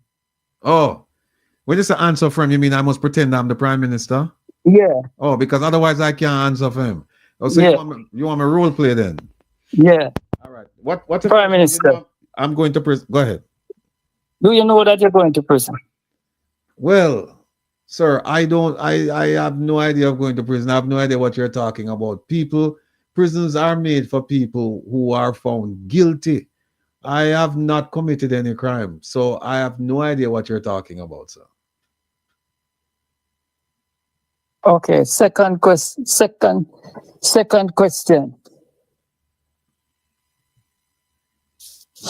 Not hearing you. No. Go ahead. You're asking the question. Second question. If we find you guilty and you're going to prison, would you love to take a plea bargain to give up some of your colleagues? Sir, you're asking a hypothetical. You're asking something that's not reality. And so you're trying to lure me into a conversation that is not germane to what's going on. I'm doing my best to serve the Jamaican people, despite the outcry of the naysayers and the bad-minded people. But Mr. Prime Minister, I don't want any explanation. Just yes or no. But you're asking a question that is not reality. You're asking, it's a Just yes or no. Yes or no. I cannot answer that question. Listen how you start the question. You say, if it's a hypothetical, talk to me about what is, not what you think should be. Let's talk about what is. If you're talking about my case before the court, it's before the court, and the court will render a decision, and then we will accept the court's decision, and we will respect the court's decision. Yeah, but I'm asking you, when the court find you guilty. Sir, you say if. Sir, you know, when I was growing up, you know, my mother used to tell me, I used to hear people talk about, as children, we used to say to other children, it was my mother who said, I stand corrected. We used to say, if your nose was a doorpost, where you would have put the inches? Your nose is not a doorpost, it's a hypothetical. So we can't answer that. We could jump on to the third question, man. All right, the third question. Mr. Prime Minister, after you tell us so many lies, what do you think you can tell with tomorrow in your presentation for us to believe you? Okay. My presentation tomorrow is going to be factual. It's going to address the issues raised by the leader of the opposition. It's going to chart the vision for Jamaica as I see it, as the party sees it, and as all Jamaicans should see it. Because at the end of the day, we have to take care of people. We make mistakes along the way. Things happen, but we're not big. We're not too big that we can't say, listen, we're going to do a course correction. For example, you remember that road, that junction road. Remember we started building that road or rebuilding that road, and we realized that because of the terrain, it wouldn't work. What did we do? We shut it down and we started doing something else. That is what life is about. Life is about trying things, succeeding, trying things, failing, rising from that like the phoenix from the ashes, and move on to help the people of Jamaica. This is not about me, sir, because you want to make it about me, but it's about the people of Jamaica. And that is where my thoughts, look, this is what keeps me up at night.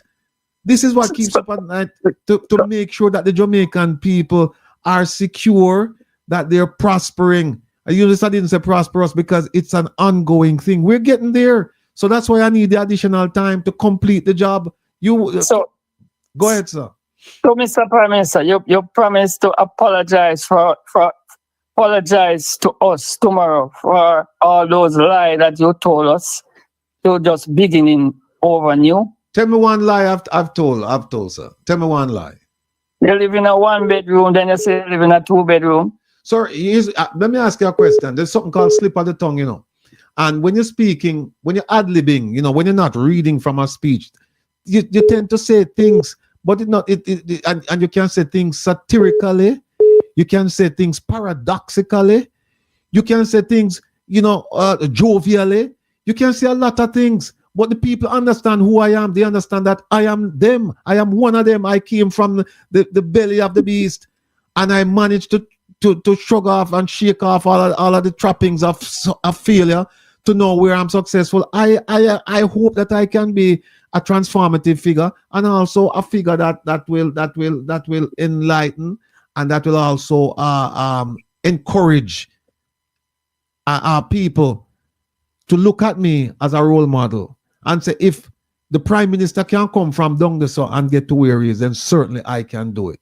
That is the message I want to convey. Any more questions, sir? No more questions. I hope the Prime Minister listen to those 3 questions. In can't answer them now, you do, you know. In can't answer them now. Caller, thank you so much. All right. Have a good night. All right. Yes, people. That was good. Caller. Oh, here we go. Caller, good night. Thank you for calling. Welcome to Comrades. Yes. Again. Where are you calling from? Good night, Mr. Prime Minister. Yes, ma'am. Yes, in the process of the Cuban doctors, I understand that Mr. Rubio and Mr. Trump said, for those foreign personnel who have them at work is either then keep them and take them visa or then send them back. However, I hear about 6 or more Caribbean prime ministers talk strong and say, no, they keep them visa, then we keep them Cuban. And our prime minister, up till now, I don't hear nothing from you, nor your foreign minister. We, the Jamaican people, would like to know what is your stand on the Cubans. Okay. All right.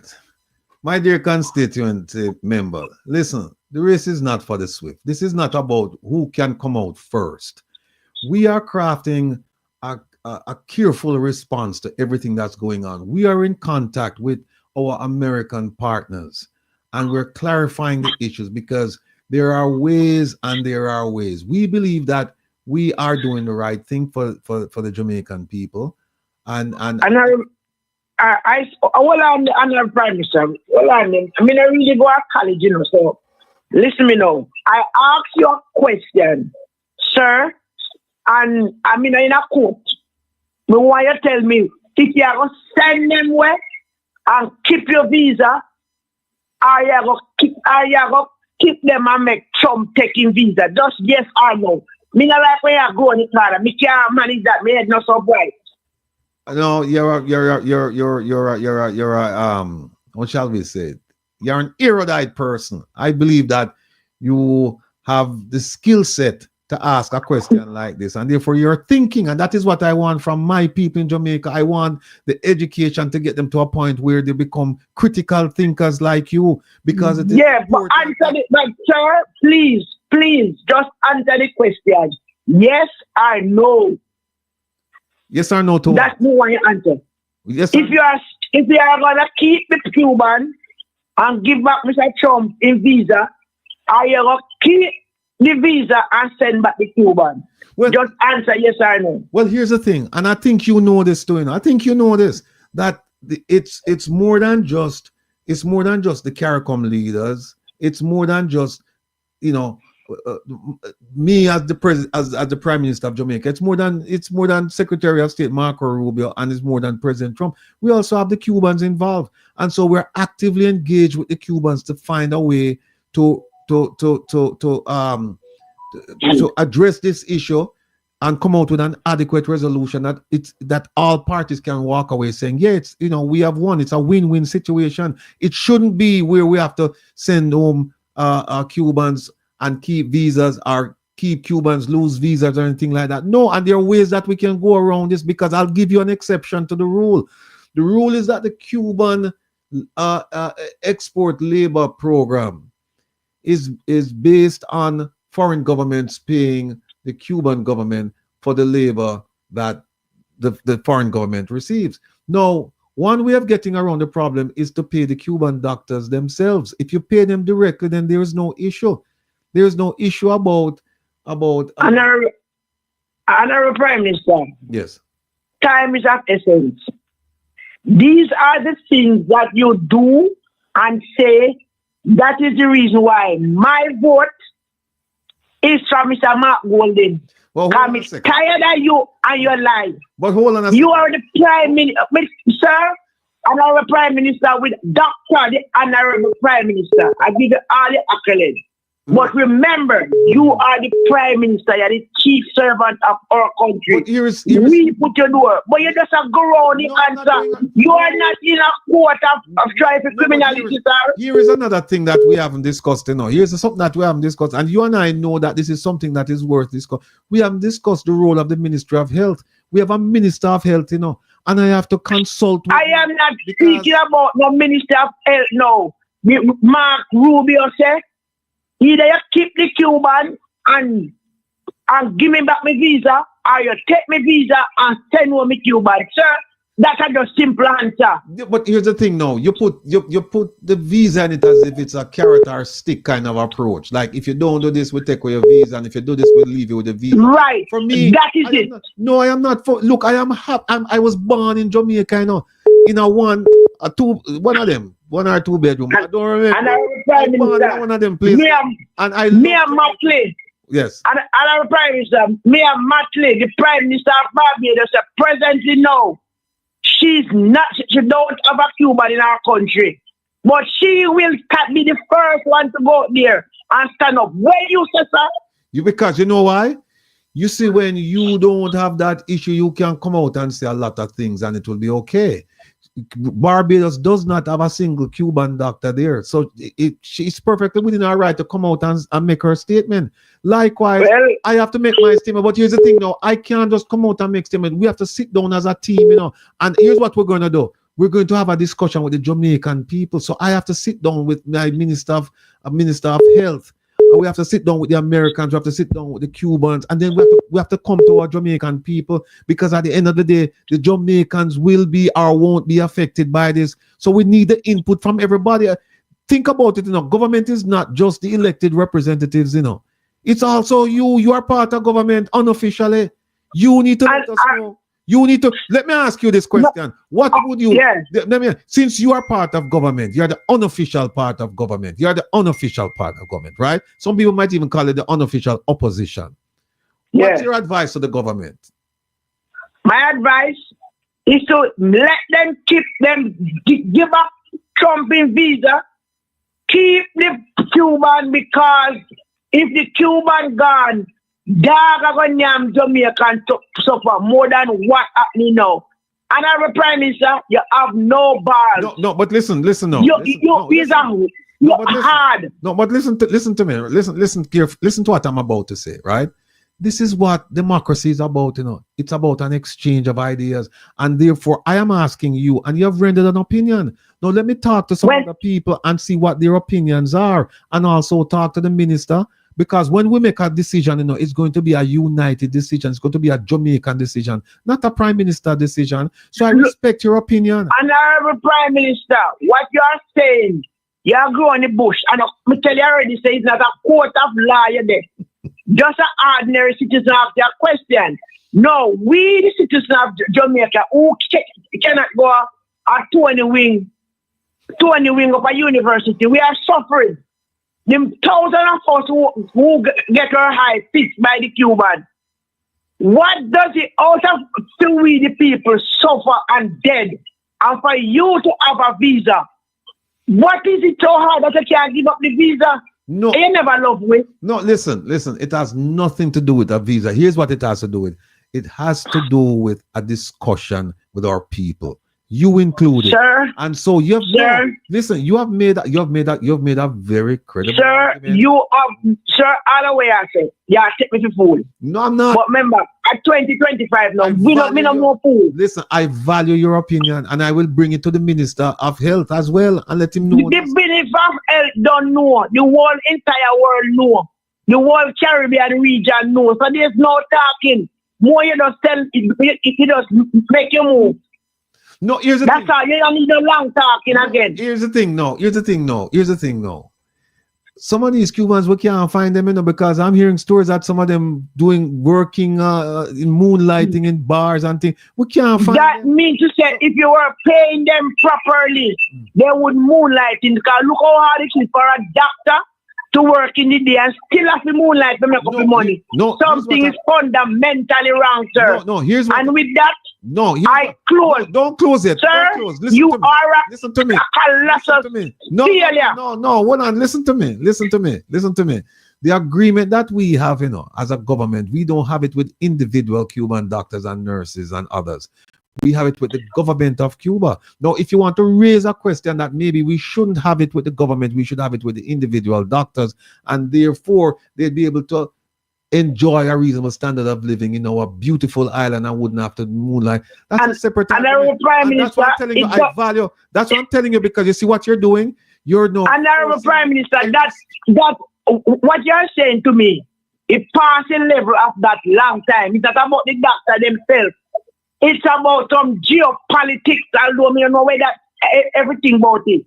So the answer, it comes down now to you and Trump. Here's what I would like to do. So you don't need no Cuban. Here's what I'd like to do. Here's what I'd like to do. Because I don't take you for a fool. I think you're a very, very educated woman. No, Here's you what don't I like will do. talk to make me feel good. No. But honestly, No, hold on, listen. Here's what you talk about feeling good. I am going to invite you to come to Jamaica House and sit down when we have this discussion tomorrow. And I want you to say the same things that you're saying now. I want you to raise them in the meetings because I think Sir. everybody ought to hear what you have to say. Because sir, yes. it not really, watch me. Me no peanut dread. So you can't peanut dread in there. You can't mean it. Me, I tell you what me feel. Me no want to come in a parliament. Look, peanut dread. Because if me come in a parliament, you not gonna lock me up.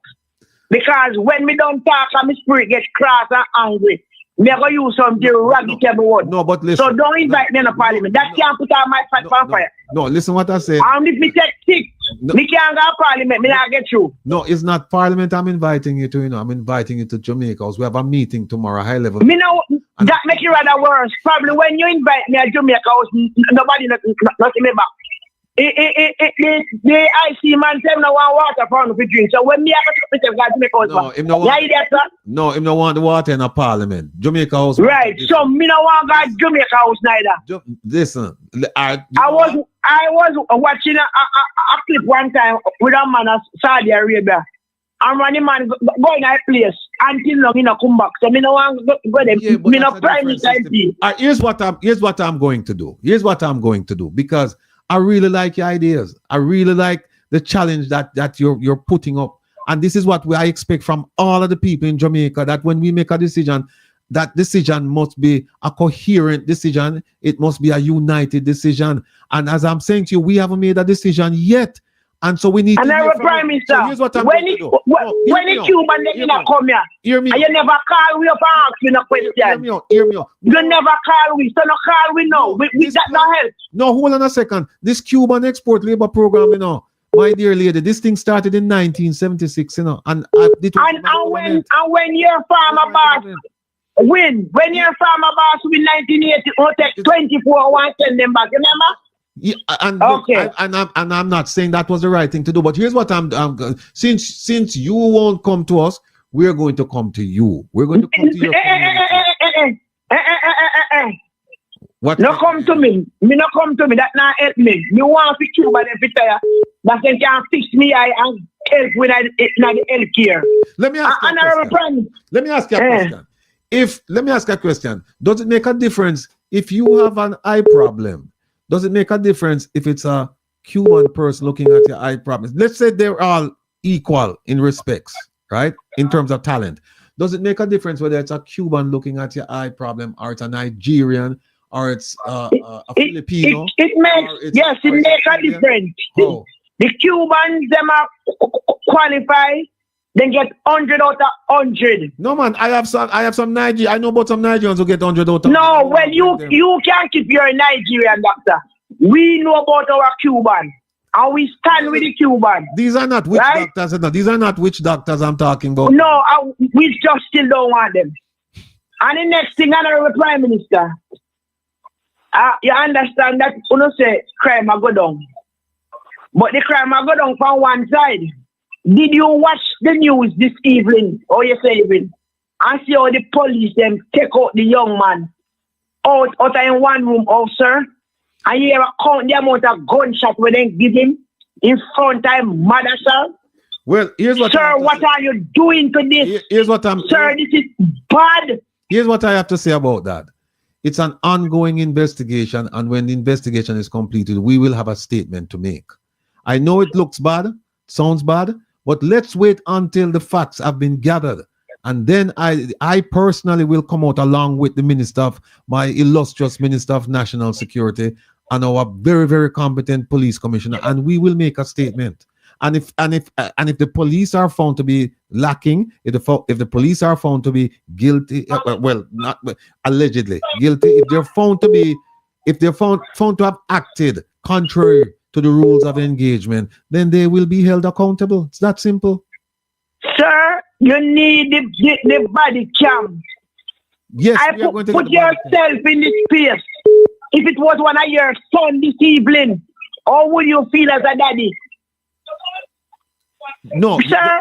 You take over this government, you break every law, every constitution. even if the person is a criminal, it does not commit a criminality against the police. It commits against the state. Yes, if a man can rise against the police, yes, you have to take him out.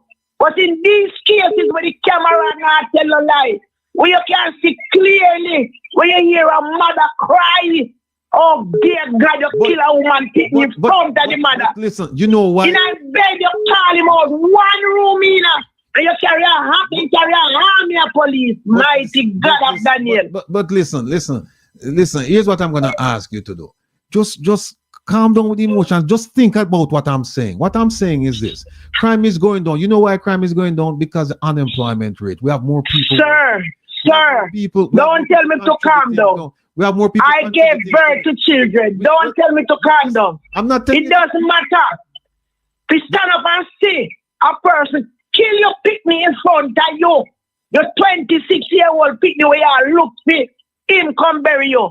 Sir, you have no heart. And with that, I say, right. I look forward to seeing you at Jamaica. Call election, sir. I will have. I beg you a favor. If you say you respect me and my bride, may I beg you a favor. Call the election. Just call the election and everything will solve. Let me ask call the election. Let me ask you this. I am going to call the election, but I'm going to call the election. I'm going to ask you to give me some ideas when I should call it. You know why? Because call it right now. Hold on. Call it right now. A man in the yard do your budget speech.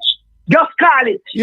Here's when I'll call it on the condition. I'll have you give me some ideas as to when to call it, provided I get your tomorrow. Don't give a budget speech. Just go there and call it. Well, listen. All right. Provided you commit to me that you will give me your vote and you will talk to your neighbors and the people in the constituency and have them vote for me on the party. That will never happen. That will never happen. So, Honorable Prime Minister, that will never happen. Okay. All and right. I yield back. All right. Thank you so much. Pleasure talking to you. All right. I'm still. Me not thank you still. You're the worst Prime Minister I ever have. All right. Have a good night. Thank you. Caller, good night. Welcome to Comries, Miss Rattigan. Where are you calling from? I call from Sweet further Uncle Ratty. Yeah, man. Talk to me. I show up on me though, down the sweet. That's you know, I need, hear my constituency member just angle me up, man. Tell me say me the worst prime minister. Yeah, man, but you know, do the thing right, you know, Ratty. Mm-hmm. Yeah, so now play that part there. If you have your hand rub over your nose. Oh. All right, next week. Because everybody, hey, Ratty, it's a shot, it's a work, you know. All right. We love it. But use your hand and rub over your nose and move your head two sides so you need to be your forehead like, you understand me, like you say something with, you understand me, I say? All right. Everything right, you know. Everything right. Now get me wrong, you know. All right. I'm going to take your advice, sir. Next week, I'm going to come prepared. Yeah, good advice we are giving. Yes, good, sir. perfect advice we are giving. You understand me? Yes, next sir. Thing more answer, correct. Yeah, you know? Yes, sir. Not the way, you don't go in a area issue guns. Like, over the years. I don't know what time at all. Those guns still in circulation, right? What guns? Guns. I mean, firearm. They go in a constituency. They issue out gun and things like that until Uncle Sam have a pan whatsoever, cable or whatsoever, and things like that. Yes. Right? Mm-hmm. And that man is in control. Those guns still there now. Because the last time I checked out him at the done. The area said it. Everybody and everything dead. He kill everybody. But him at the dance said it. Right? Yes. And imagine you want crime to go down in a country where every other country, small island, are going good and improve. Right. And you as a crime minister have that man as a right hand side of you. And you know where him going with. And you know say Uncle Sam want that man. Because each time he go somewhere, he might look like when man goes across road and I run in the case and run back. Yeah. And you, as a crime minister, you have that man beside. That means you don't need you don't need no gun. So when the matter say police take out people and then something up on Mark and whoever then take out and kill man, I mean, you always go find that. You know what? you raise a good point, and it's a troubling point because these things were known to the prime minister before him put that man in place, and even if it was known afterwards, he should have removed him. First of all, the man is not qualified to take that position, and then the international, foreign countries, and maybe international organizations, they have damning information on this man. Then how can you put this man and say that he's there to stop crime when he's been implicated? People are implicating him, saying that you want crime go down, Ratty. Oh, if you go down and you have them man that run place and a gang a deal and a link up and whatever, Ratty, man. I look, you won't get any arguments from me there. You're right. I agree with you. And that's the next thing I want to ask, I'm closing to somebody, Ratty, is like, where Lion there? From where you know your Lion, your cousin Lion, where Lion there? Which Lion that? Lion, your cousin Manesky act, Lion. Oh, Lion Goodman. Lion Good. Yeah, but you know when you talk about the Manesky act, I like when Lion have a pitch and advice, and it's so like Shabba that pitching and advice, right. Buddha that pitching and advice. I saw like when Lion come and talk about the Manesky act, you know. Yeah. But Lion, it's like it quick up things. I need quick up. I'm in a guilty. I'm not in that. Let's tell me I'm frank with me. I tell you the truth. It quick me up. I'm in a guilty. I'm nothing. All right, now let's see me can bring on Lion. Make him pass you more time. I make him make a clip with you. Yeah. I play it like when in Jeffrey Tabar or something. And like Mr. Government, you know, are going with that thing now. Do the FBI, what happened to them? Because we still want them people to go after them people, you know, that down there, you know. Look, it's. I wonder what happened. Yeah, the thing about it is that the FBI, them have some issues right now to deal with, but nonetheless, the day-to-day grind goes on, and if you press the right buttons, they will look into this. Yeah, but I wonder if then, like, this government want to abolish them, do away with them and whatever. Because two presidents are in the United States now. Yeah. You understand what I'm saying? Two presidents, United States have two presidents. But when I say, like, them a fight, do something against them, if them still are going to be effective, or them effective, say we can go after them.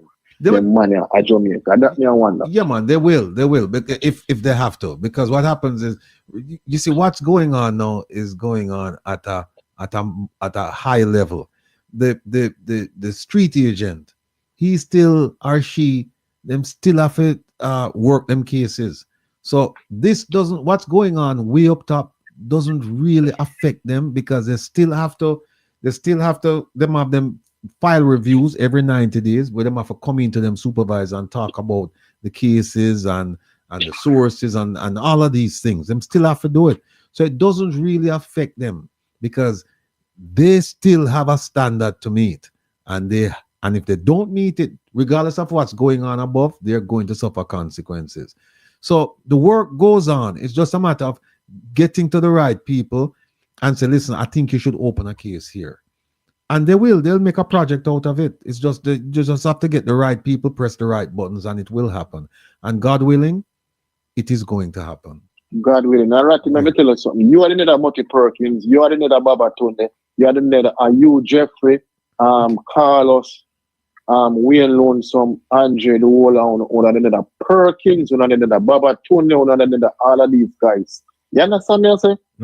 Right. And those pray, say the Ratty, and sometimes just fast and go forward. You understand me? No, just pray and fast and go forward because we don't have to do something, we don't have to do for the voiceless. You understand me, I say? I do. And we enjoy the part that's the part that we play, but do some more research on the part, Ratty. Right. Touch your nose 2 times and knit up your watch and do it, okay?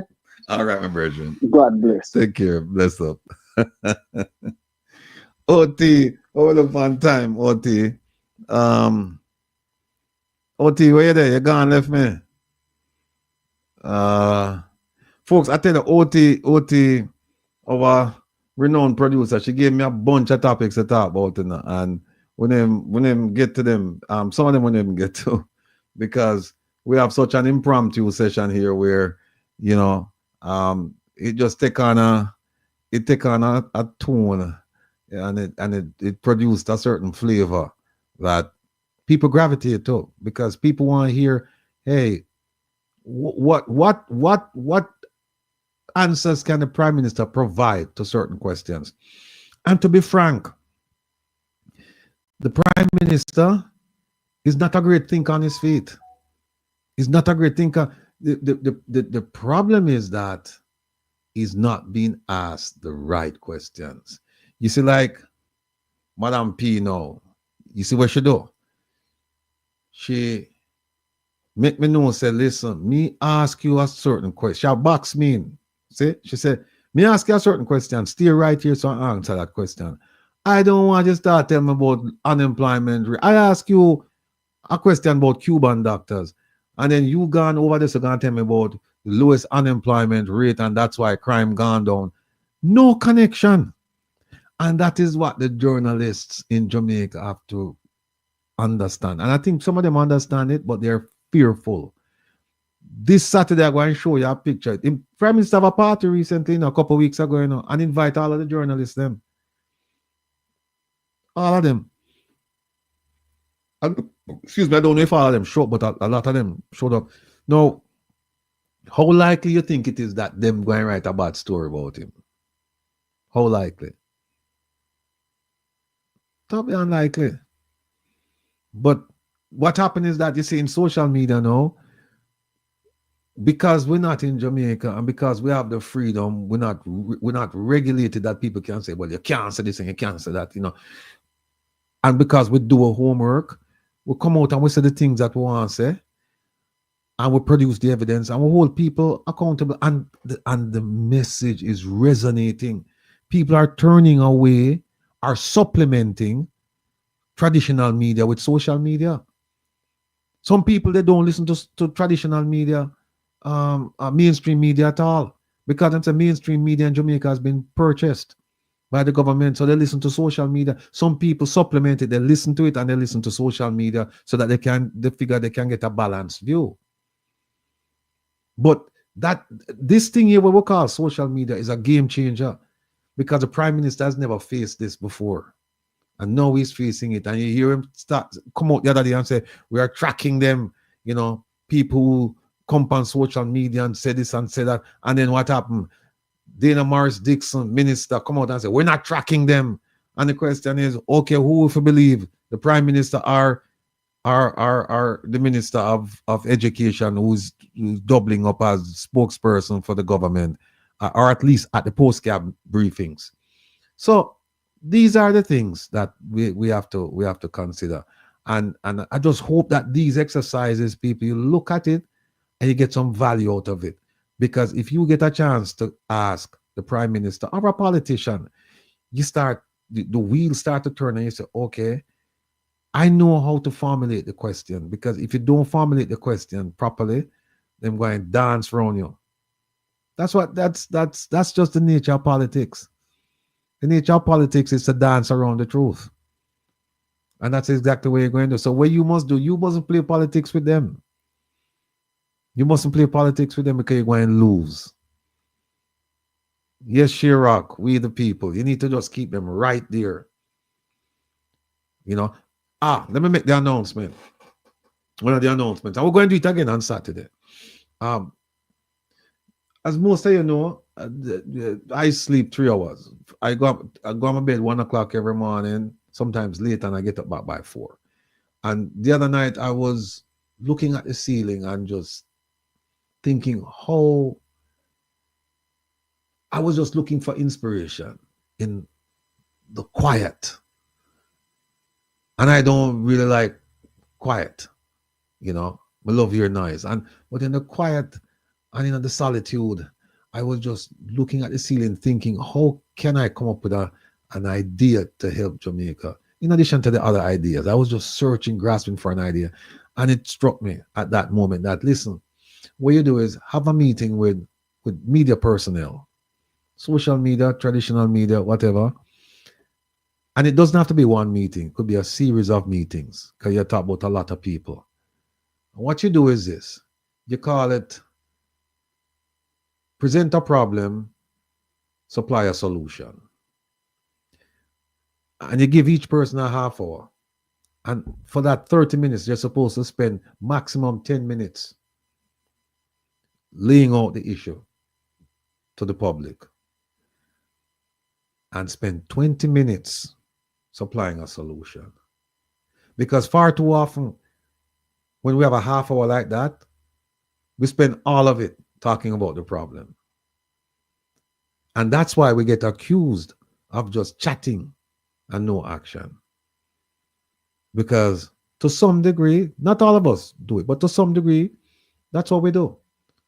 We talk about the problems and we what if it to death. What if this, what if that? How come this, how come that? We do it to death. But then we never really come up with a strategy to say, okay, here's the problem and here's the solution. So we want to spend 2/3 of the time talking about solutions to the problem. And we're not gonna pick the problems for people. We're gonna tell them, come and present a problem and supply a solution. So we're gonna start that pretty soon. And then once the half hour is up, then that person is going to be subjected. We're going to examine the solution. We're going to try and pull the solution apart to see if it makes sense. Because sometimes some people just say things and it sounds beautiful, but when you start dissect it, you realize that, wait a minute, there's something wrong here. This idea is half-baked. And what we are trying to do, we are come up with ideas. We're fully baked that we can say, here's an idea. Exactly. And that's what I'm saying. We can call in to interrogate the solution. So this is going to include all of us. It's going to include the person making the argument. It's going to include the people, his fellow, his companions, and it's going to include the people in the audience. Caller, welcome to Come Reason with Rattigan. Good night. Where are you calling from? Yeah, Mr. Rattigan. Yes, sir. If a policeman, if a policeman here say you have a gun and him never see you with a gun, him have the right to kill you? No, sir. But, you know, me say a youth. And you happen to the youth now. The youth and him girlfriend have things, you know. And the girl walk by the station. Me said to the girl, why you go to the station? You know, say across is them people there. The girl said, they only want them talk to you, you know. That was the Monday.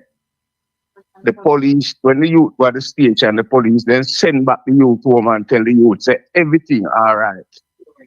And by Thursday, 2 o'clock in the morning, Moita Baruka just come out 4 minutes past 2 and kill the youth. And tomorrow you see it on the TV. Say a shootout. Tell me now, how you really analyzing things there? Well, I would have to get some more facts, but I understand what you're saying. That and it has been reported that extrajudicial. Well, let me tell you something. I not really hear me here and I see it, you know. How did they kill him? So you're a witness. In the right below my yard. So you watched the shooting? Me see the youth when them go to the station. And then in the morning, my friend tell me, say, yo, them killed somebody below your yard. I said, I say, oh, and him say, yeah, man. When you go in, you not see nobody. You don't go see Indy comes and 2 soldier jeans. And no yellow tape, man, nothing no draw. All right. So the question then is, you know, we've been hearing about these extrajudicial killings since January, right? The increase.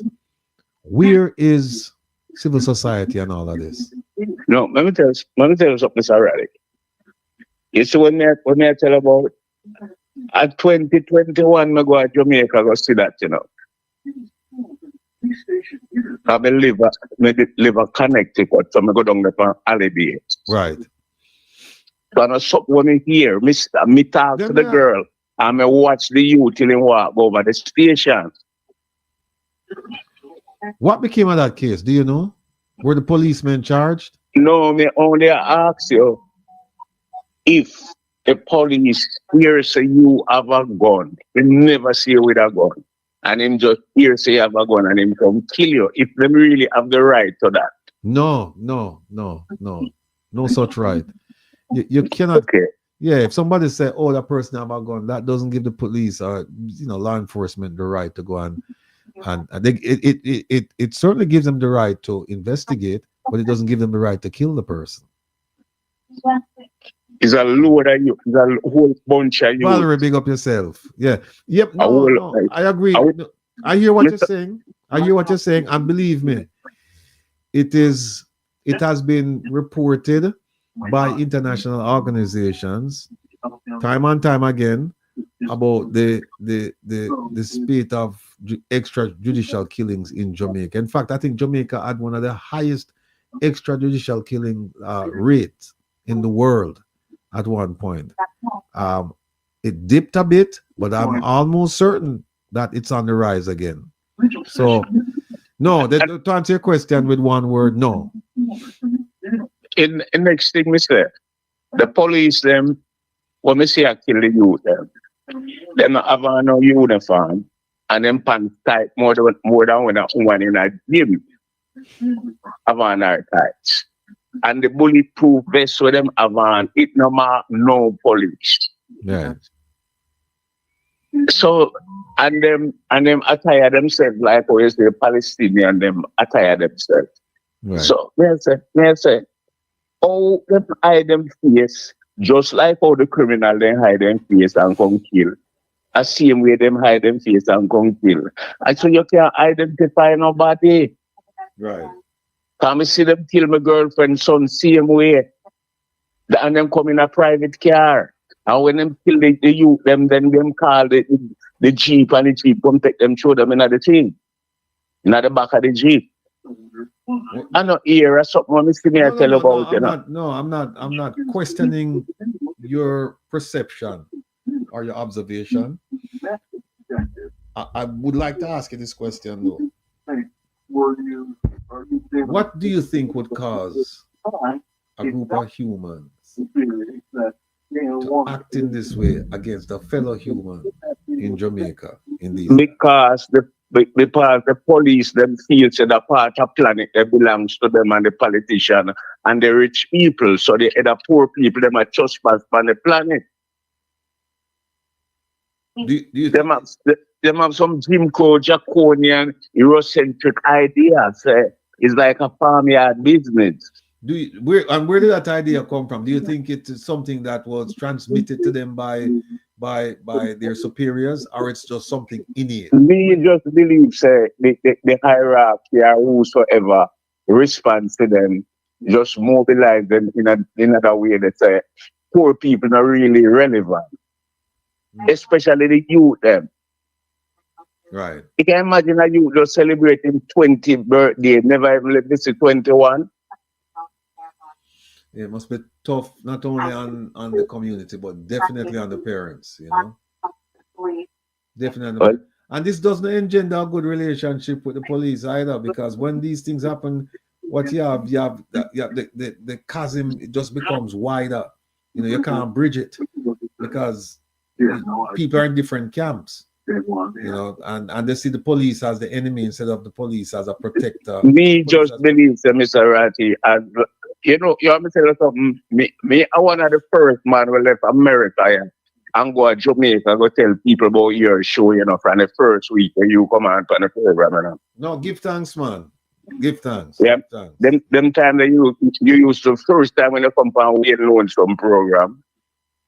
Yeah, man. I may ask some youth say if them hear about you yet, and them said no. I may tell them about you.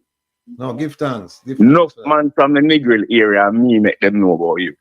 And Jeffrey Tavares, I tell me say I am doing it, but me suspects him lie to me, No man, he not lie, man. I will live away.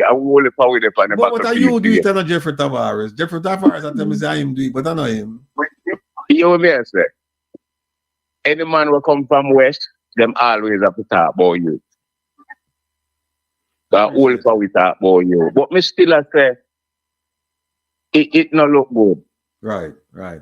No, I It agree. really not look good. Cause me I say them people here, you can't just hear say a man have a gun and you go kill him and you not see him with no gun. Right. I agree. So anyway, me again next call I break because the Yeah, program's been done. All right. Thanks for the call here, son. Thanks for the support. Big up yourself, big up your family, and just keep calling in and make us just keep the fire. Yeah, man. We're not stop, man. We're not stop. All right, my brother. Take care of All yourself. right, cool. All right, cool. Yeah, that was nice, you know. The word has spread, and you know, people feel compelled to do it because them believe in other things in my way I say around here. And that just make me want to work harder. No, that make me just want to sleep into that 3 hours, just 2 hours now. And I put in an extra hour because, you know, people pay attention. Rasta one, big up yourself. Big up yourself. Oh,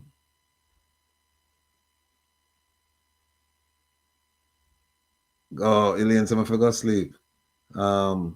Yeah, we have 6 more minutes. We have 6 more minutes. Anybody want to call in? 667-369-8569.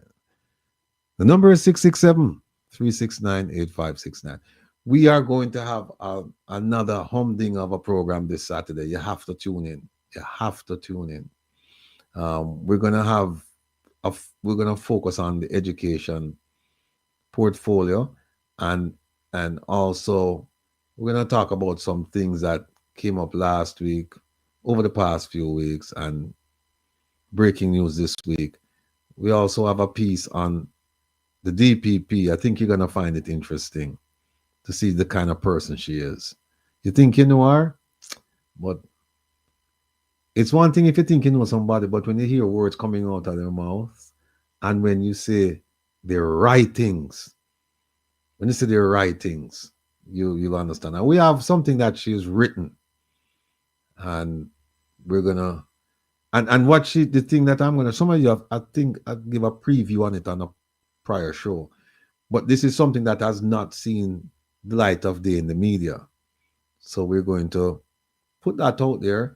And also her right hand person, Jeremy Taylor, there's a document, an affidavit. We're going to show that as well. That one we haven't shown at all, so we're going to show that, and you're gonna get an insight into how these people think, that them think them bright than everybody else, and them can't get away with anything because we're all dummies. But mama no raise no fool. We might look foolish, but we're not fool. All right. So we're gonna take care of that this Saturday, and we're gonna make some announcement about a rally in Jamaica, and also the Magnitsky. And we're gonna start ask for some financial support. I don't know, me not really like ask people for money, but me gonna go out and come out of my comfort zone, and we're gonna do that this week, and it will continue until we have the event. And we're looking to have the event the end of May in Jamaica. Shira promotion, the beach access. Yeah, we're gonna bring on Devon too. We just talked to him. Talked to Devon yesterday. One of them days I talked to him, because he might do really, really good work. Oh, and the petition.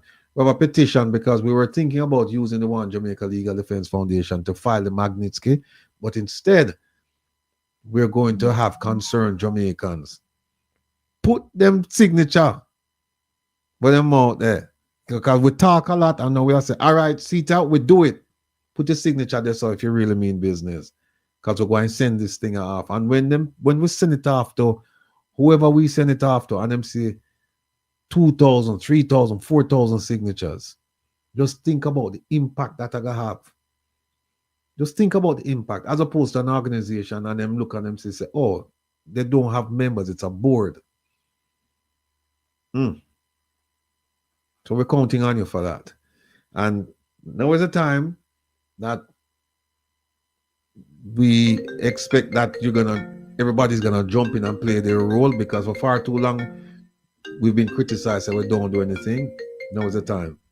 Caller, good night. Welcome to Come Reason with Rattigan. Where are you calling from? Hello? Canada. Hello? Hello? Yes, sir. Rattigan? Yes, sir, I can hear you. Go ahead, please. Call from Canada. Oh, is it cold where you are, sir, or very cold or just mild? No, man, it's just mine now. Okay, good, good, good, good. All right. So, you're all frozen, so you can talk now.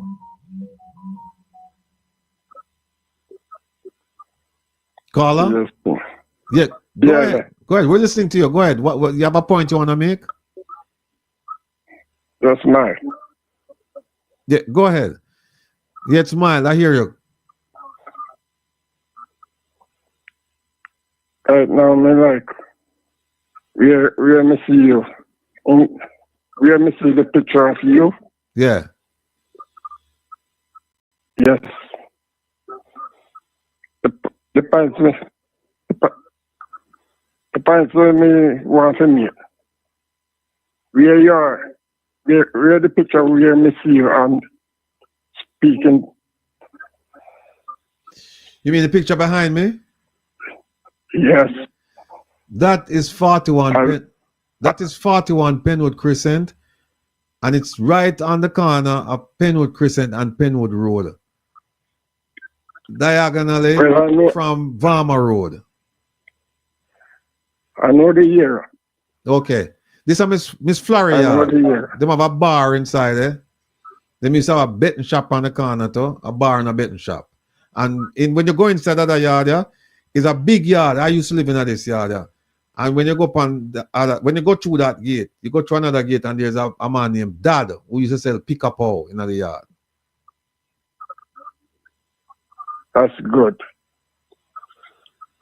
But it wasn't good for us because we don't know nobody who did lick the pick-a-paw, you know. Nobody may know who win pick-a-paw.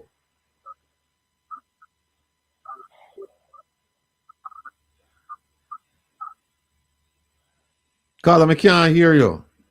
Good. I hear you. Okay. All right. Yes. What I want to really say to you. Yes, sir. I watch you speak on and we in station. Yes, sir. And I can see in which way you're the honest speaker. And you're coming from the rough side of the mountain.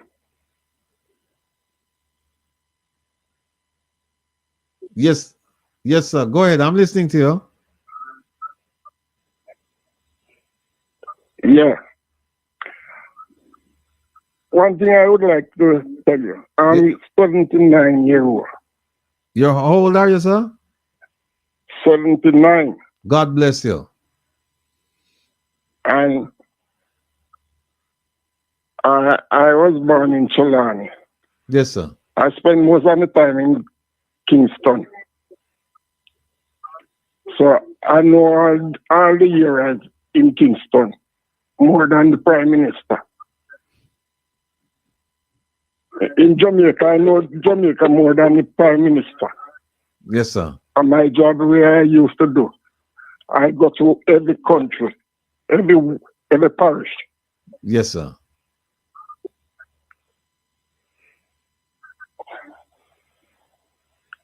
Yes. And one thing I want to tell you, you see in Jamaica, with the farming, my father was a farmer. And farming is what builds a country.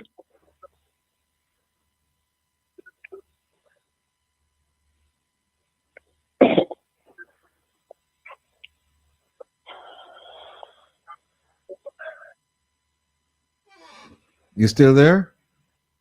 Yes, I'm still there. Yeah, you said farming is what build our country. Mm-hmm. No, for the farmer in Jamaica, you can't have a goat on the time on your bed.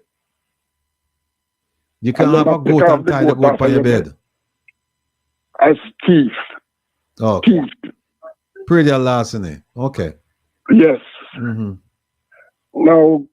Now, that's one of the main things government has to look to. for most people in Jamaica. That they invest in little money in a farm and what, cow and those type of things. You can afford to have peace gone with the thing. Well, I don't. Let me interrupt you briefly. The government came out with a prayer last policy, where they said they were going to have drones and they had a special unit and they have this initiative and that initiative. I don't know if it's working. I need to look into it, but I just wanted you to know that the government thought of it as a priority. And they said that they were going to do certain things. We don't know if they did. The next thing I want to make you know about. In Jamaica, most of the schools, they don't have any good training with young people to learn a trade from before they reach 18. Most children must learn trade from them at 18 and come up and know what they want to be. That's what they can live off of. So if you don't have a trade, you're coming like you're somebody in a wonderland when you grow up. Right. All right. Well, listen. You've raised our interest level with the predial loss and the thing, the farming thing, and also the trade thing. And no, I spent most 50 years in Kingston, and before where you are now, people used to live in a glass house. And when you live in a glass house, you don't toast stone. Right. The police used to live all over the area, in a those area. But since the gun come in, police live behind grill. So, and police used to be nice. But since the politics and man a give man gun to make them win and man farm down. So like those people in the house, them every one of them hold a year. Right. And then serve the little young one and give them the gun, see, make them hold them year. Right. And then the minister say how long they want to be. Right. And you and them give the young youth them the gun and bypass the police and the soldier. So I just wonder if when black people didn't enslave us, we did have gun. If the Baka Massa could have had we working in our field. Yeah, probably more than likely not. That wouldn't happen. That wouldn't happen. Anyway, listen, I want to thank you for the call. All right? And I want you to know that we wish you all the best. Good health. Your voice still strong. And you're in your late 70s and you're keeping on. And I want you to call me and touch base with me from time to time. Let me know how things go. Let me talk to me and let me know what's on your mind. All right? You take good care of yourself. Man. Yeah, man. I like how you're trying to sort out the whole system. All right. Thank you so much. Take care of yourself. All right? Okay. All right, be well. Folks, that's it, we said we'd have a hard stop, but OT I laugh after me now because his hard stop was 37 minutes ago. But when we are talking to people, and we get energized, and things, the juices start flow. Because like the song say, open up your eyes. Open up your eyes. Open up your eyes. family countries, I say, open the eyes. See for yourself. See there. My people, I bid you farewell. Have a pleasant night. We'll talk soon. All right.